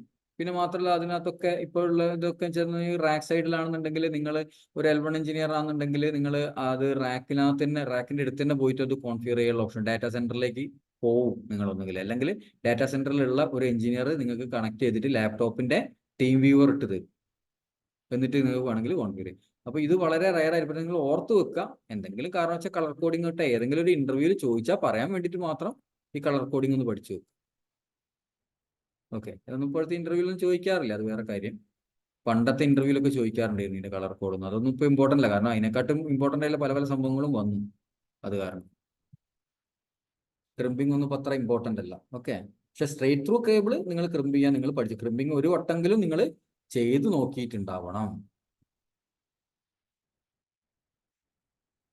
അല്ലെങ്കിൽ നിങ്ങൾ വീഡിയോ കണ്ടിട്ട് കറക്റ്റ് മനസ്സിലാക്കിയിട്ടുണ്ടാവണം. ഞാൻ നിങ്ങൾക്ക് അയച്ചുതരാം. യൂട്യൂബിൽ ഏതെങ്കിലും നല്ല വീഡിയോ എടുത്തിട്ട് ഞാൻ അയച്ചുതരാം. ഞാൻ റെക്കോർഡ് ചെയ്തൊരു വീഡിയോ ഉണ്ടായിരുന്നു. അത് ആ ലാപ്ടോപ്പിനകത്ത് ഇപ്പോൾ കുറേ ഡാറ്റ മിസ് ആയി, അത് കാണുന്നില്ല. ഞാൻ സെർച്ച് ചെയ്തപ്പോൾ അത് കാണുന്നില്ല. അല്ലെങ്കിൽ അത് ഞാൻ സെൻഡ് ചെയ്ത് തരുമായിരുന്നു. അല്ലെങ്കിൽ ഞാൻ ഏതെങ്കിലും നല്ല വീഡിയോ നോക്കിയിട്ട് ഞാൻ നിങ്ങൾക്ക് അയച്ചു തരാം. ഓക്കെ, അപ്പോൾ ഇന്ന് ഞാൻ ഇപ്പോൾ ഇത്രേ ക്ലാസ് എടുക്കുന്നുള്ളൂ. ഇനി ഇന്നത്തെ ക്ലാസ്സിൽ എന്തെങ്കിലും ഡൗട്ട്സ് ഉണ്ടായിട്ടുണ്ടോ നിങ്ങൾക്ക്? ഈ 2960 രണ്ട് കേബിളും കണക്ട് ചെയ്ത് കഴിഞ്ഞാലും വർക്ക് ചെയ്യില്ല, ക്രോസ് ആയാലും സ്ട്രൈറ്റ് ആയാലും. അതെ അതെ അതെ, പക്ക. ഈ കൺസോൾ കേബിളും കൺസോൾ പോർട്ട് ഉപയോഗിക്കാൻ അത് സ്വിച്ചിന്റെ ഇത് കോൺഫിഗർ ചെയ്യാനാകും. അതെ, പക്ഷെ നമുക്ക് പോർട്ട് വെച്ച് ചെയ്തു. കോൺഫിഗർ ചെയ്യാൻ വേണ്ടിയിട്ട് മാത്രമാണ് കൺസോൾ പോർട്ട് യൂസ് ചെയ്യുക നമ്മൾ. ഓക്കെ, അപ്പൊ ഈ പോർട്ട് വെച്ചിട്ട് നമുക്ക് അത് രണ്ടും തമ്മിൽ വ്യത്യാസം, അത് വെച്ചിട്ടും കോൺഫിഗർ ചെയ്തൂടെ? മനസ്സിലായില്ല, എങ്ങനെ? അത് സിസ്കോന്റെ സ്വിച്ചിന്റെ പോർട്ട് വെച്ചിട്ട് അത് കോൺഫിഗർ ചെയ്യണല്ലോ. അല്ല, പോർട്ട് വെച്ചിട്ട് നിങ്ങൾ ടെൽനെറ്റ് ചെയ്ത് കയറണം സ്വിച്ചിനകത്തേക്ക്. Okay okay. അപ്പോൾ ഉദാഹരണത്തിന് ഇപ്പൊ ഞാൻ ഇപ്പൊ നേരെ നിങ്ങൾക്കൊരു ടെർമിനൽ സെർവർ ആക്സസ് ചെയ്തില്ല. അത് എന്റെ ഈ റൂമിന്റെ മുകളിൽ വേറെ ഒരു റൂം ഉണ്ട്. ഓക്കെ, ആ ടോപ്പ് ഫ്ലോറിൽ ആണ് ആ റാക്കും കാര്യങ്ങളൊക്കെ വെച്ചിരിക്കുന്നത്. അല്ലെങ്കിൽ ഞാൻ ഇപ്പൊ തന്നെ നിങ്ങൾക്ക് ആ വീഡിയോയിൽ ഞാൻ കാണിച്ചു തരുന്നു. അത് വേറെ റൂമിലുള്ളത്. അപ്പൊ ആ റൂമിൽ ഒരു സെർവർ ഉണ്ട്, സോറി ഒരു റൂട്ടർ ഉണ്ട്. അപ്പൊ ആ റൂട്ടറിനെ കോൺഫിഗർ ചെയ്യാൻ വേണ്ടിയിട്ട് എനിക്ക് മുകളിലേക്ക് കയറി പോയി കണ്ട് ഈ കൺസോൾ കേബിൾ അവിടെ കുത്തണമെങ്കിൽ എനിക്ക് കുറെ ടൈം എടുക്കൂലേ. അതിന് പകരം നേരെ എന്ത് ചെയ്തു, അതിനകത്തേക്ക് ടെൽനെറ്റ് ചെയ്തു. എന്നിട്ട് ആ ടെൽനെറ്റ് ചെയ്ത് ആ ഡിവൈസ് കോൺഫിഗർ ചെയ്തു. ഓക്കെ, അപ്പൊ ആദ്യം ടെൽനെറ്റ് ക്രിയേറ്റ് ചെയ്യണമെങ്കിൽ അപ്പൊ ടെൽനെറ്റ് ചെയ്ത് കയറുന്നത് എവിടേക്കാ? അതിന്റെ എതർനെറ്റ് പോർട്ടിലേക്കാ. ഞാൻ 192.168.1.125 എന്ന് പറഞ്ഞ IP-ലേക്കല്ലേ ഞാൻ ടെൽനെറ്റ് ചെയ്തത്. ആ IP അഡ്രസ് എവിടെയാ വരുന്നത്? റൂട്ടറിന്റെ ഒരു വിർച്വൽ ഇന്റർഫേസിലാണ് ആ IP അഡ്രസ് വരുന്നത്. പക്ഷെ ആ IP അഡ്രസ് കൊടുക്കണമെങ്കിൽ എനിക്ക് ആദ്യം എന്ത് ചെയ്യണം? ഫസ്റ്റ് ഈ റൂട്ടറിനെയോ സ്വിച്ചിനെയോ കൺസോൾ വഴി ആക്സസ് ചെയ്തെങ്കിൽ മാത്രമേ ഈ കോൺഫിഗറേഷൻ ഒക്കെ ഇതിനകത്തേക്ക് എനിക്ക് പുഷ് ചെയ്യാൻ പറ്റുള്ളൂ. അങ്ങനെ വൺസ് അത് കോൺഫിഗർ ചെയ്തെങ്കിൽ മാത്രമേ അതിനകത്തേക്ക് എനിക്ക് ടെൽനെറ്റ് ചെയ്യാൻ പറ്റുള്ളൂ. ബേസിക് ടെൽനെറ്റ് ചെയ്യാൻ വേണ്ടിയിട്ടുള്ള പാസ്വേഡും അതിന്റെ എനേബിളിങ്ങും കാര്യങ്ങളൊക്കെ ചെയ്തിട്ടുണ്ടെങ്കിലേ അത് നടക്കുള്ളൂ. അപ്പോൾ ഫസ്റ്റ് ടൈം ഏതൊരു ഡിവൈസും നിങ്ങൾക്ക് എന്ത് ചെയ്യേണ്ടി വരും? കൺസോൾ വഴി തന്നെ കോൺഫിഗർ ചെയ്യേണ്ടി വരും. അത് നമ്മൾ റൂട്ടർ ബേസിക്സ് ആണ്. നമ്മൾ അടുത്ത ചാപ്റ്റർ ഇപ്പോൾ ലാൻ കഴിഞ്ഞാൽ വാൻ എടുക്കും. വാൻ എടുത്തു കഴിഞ്ഞാൽ പിന്നെ നിങ്ങൾക്ക് എടുക്കുക റൂട്ടർ ബേസിക്സ് ആണ്. അപ്പോൾ റൂട്ടർ ബേസിക്സിൽ മനസ്സിലാവും എങ്ങനെയാണ് റൂട്ടറിനെ കോൺഫിഗർ ചെയ്യുക. കൺസോൾ പോർട്ട് എന്താണ്, ഓക്സിലറി പോർട്ട് എന്താണ്, ടെൽനെറ്റ് പോർട്ട് എന്താണ്, SSH എന്താണ് എന്നൊക്കെ നമുക്ക് അപ്പോൾ മനസ്സിലാവും. ഓക്കെ. അപ്പൊ ഈ കോൺഫിഗറേഷൻ ചെയ്യുമ്പോൾ ഈ കൺസോൾ പോർട്ട് ആണോ ബെറ്റർ, അല്ലെ ടെൽനെറ്റ് ക്രിയേറ്റ് ചെയ്തതിനു ശേഷം നമുക്ക് അതായത് troubleshoot ഇപ്പൊ എങ്ങനെയാന്ന് പറഞ്ഞാൽ ഞാൻ പറഞ്ഞില്ല, ഫസ്റ്റ് ടൈം നിങ്ങൾ കൺസോൾ പോർട്ട് കൂടെ കോൺഫിഗർ ചെയ്യും. ഇപ്പോൾ സപ്പോസ് നമ്മൾ വിചാരിക്കും നിങ്ങളൊരു ഹോസ്പിറ്റലിൽ നിങ്ങൾ ചിലപ്പോൾ കണ്ടിട്ടുണ്ടാവും, ഒരു ഈ സ്വിച്ച് ഒക്കെ ഇരിക്കുന്നത് കുറച്ച് ഹൈറ്റിലുള്ള ഒരു ഇതിലേക്കും അല്ലേ, ഒരു ഐഡി റൂം ഉണ്ടെന്നുണ്ടെങ്കിൽ കുറച്ച് ഹൈറ്റിലേക്കും. അപ്പൊ നിങ്ങൾക്ക് സ്വിച്ചിനകത്ത് ഒരു കംപ്ലൈന്റ് വന്നു കഴിഞ്ഞാൽ ഒരാൾ പോയി കണ്ട് അവിടെ ഒരു ചെയറും ടേബിളും ഒക്കെ ഇട്ട് അതിന്റെ മുകളിൽ കയറി കണ്ട് ഇതിനകത്ത് ഈ കൺസോളൊക്കെ വെച്ച് കണക്ട് ചെയ്യാന്ന് പറഞ്ഞ ബോറല്ലേ, വളരെ ബോറല്ലേ ഓക്കെ. അല്ലേ? പക്ഷെ നിങ്ങൾക്ക് അതിനകത്ത് ടെൽനെറ്റ് ചെയ്തിട്ട് തന്നെ ഈ പ്രോബ്ലം സോൾവ് ചെയ്യാൻ പറ്റുന്നുണ്ടായിരുന്നെങ്കിലോ? ഓക്കെ. ഓക്കെ. അപ്പോൾ ഫസ്റ്റ് ടൈം നിങ്ങൾ കൺസോൾ വഴി ചെയ്ത് എല്ലാം സെറ്റാക്കി വെച്ച് അത് റാക്കില് മൗണ്ട് ചെയ്ത് കഴിഞ്ഞാൽ പിന്നെ നിങ്ങൾക്ക് അതിനകത്ത് ഈ ടെൽനെറ്റ് ചെയ്താൽ മാത്രം മതി, അല്ലെങ്കിൽ SS ചെയ്താൽ മാത്രം മതി. പക്ഷെ ചില സമയത്ത് SSHും ടെൽനെറ്റും ഒന്നും വർക്ക് ചെയ്യാത്തൊരു സിറ്റുവേഷൻ വരും. എപ്പം ഈ സ്വിച്ച് തന്നെ ക്രാഷ് ആയി പോകും അല്ലേ, സ്വിച്ച് തന്നെ ചിലപ്പോൾ ഹാങ് ആയി പോകുന്നൊക്കെ സിറ്റുവേഷൻ വരും.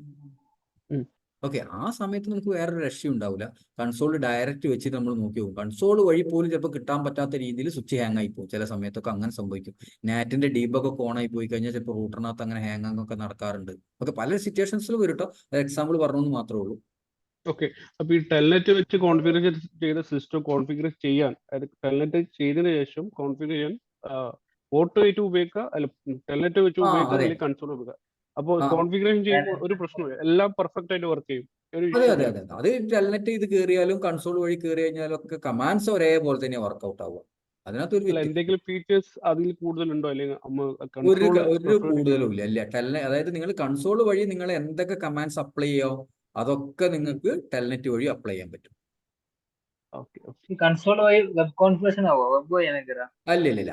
വെബ് വഴി കോൺഫിഗർ ചെയ്യണമെന്നുണ്ടെങ്കിൽ നിങ്ങൾക്ക് IP ത്രൂ തന്നെ കയറാൻ പറ്റുള്ളൂ. ബ്രൗസ് ചെയ്തിട്ട് കയറണമെങ്കിൽ IP ത്രൂ തന്നെ വേണം. അപ്പൊ കൺസോളിൽ ഒരിക്കലും IP ഉണ്ടാവില്ല. കൺസോൾ എന്ന് പറഞ്ഞാൽ ജസ്റ്റ് സീരിയൽ കമ്മ്യൂണിക്കേഷൻ ആണ് അവിടെ നടക്കുന്നത്, ബേസ് ബാൻഡിൽ. ഓക്കെ. Okay, thank you. അപ്പൊ ഇന്നത്തെ ക്ലാസ് നമുക്കിന്ന് സ്റ്റോപ്പ് ചെയ്യാം. നമുക്ക് അടുത്ത നാളെ കാണാം കേട്ടോ. ഇന്നത്തെ റെക്കോർഡ്സ് ഒന്ന് അയക്കാൻ പറ്റുമോ? ക്ലാസ്സസ് മിസ്സായത്. ക്ലാസ് ഞാൻ അയച്ചു തരാം. ഞാൻ കുറച്ച് അപ്ലോഡ് ചെയ്യാൻ കുറച്ച് ടൈം എടുക്കും, കാരണം ഇതിന് ശേഷം എനിക്കൊരു CCIന്റെ ചെറിയൊരു ക്ലാസ് ഉണ്ട്, ടോപ്പിക് ഉണ്ട്. അപ്പൊ അത് കഴിഞ്ഞിട്ട് ഞാൻ അയച്ചു തരാം കേട്ടോ. ഇതിന്റെ ശേഷം വേറെ ബാച്ച് ഉണ്ടോ? ഏതാണ്? ഈ 9:30ക്ക് ശേഷം വേറെ ബാച്ച് ഉണ്ടോ? ഇല്ലില്ല, CCNA ബാച്ച് ഈ ടൈമിൽ തന്നെയേ ഉള്ളൂ. CCNA ബാച്ച് ഈ ടൈമിൽ തന്നെയേ ഉള്ളൂ.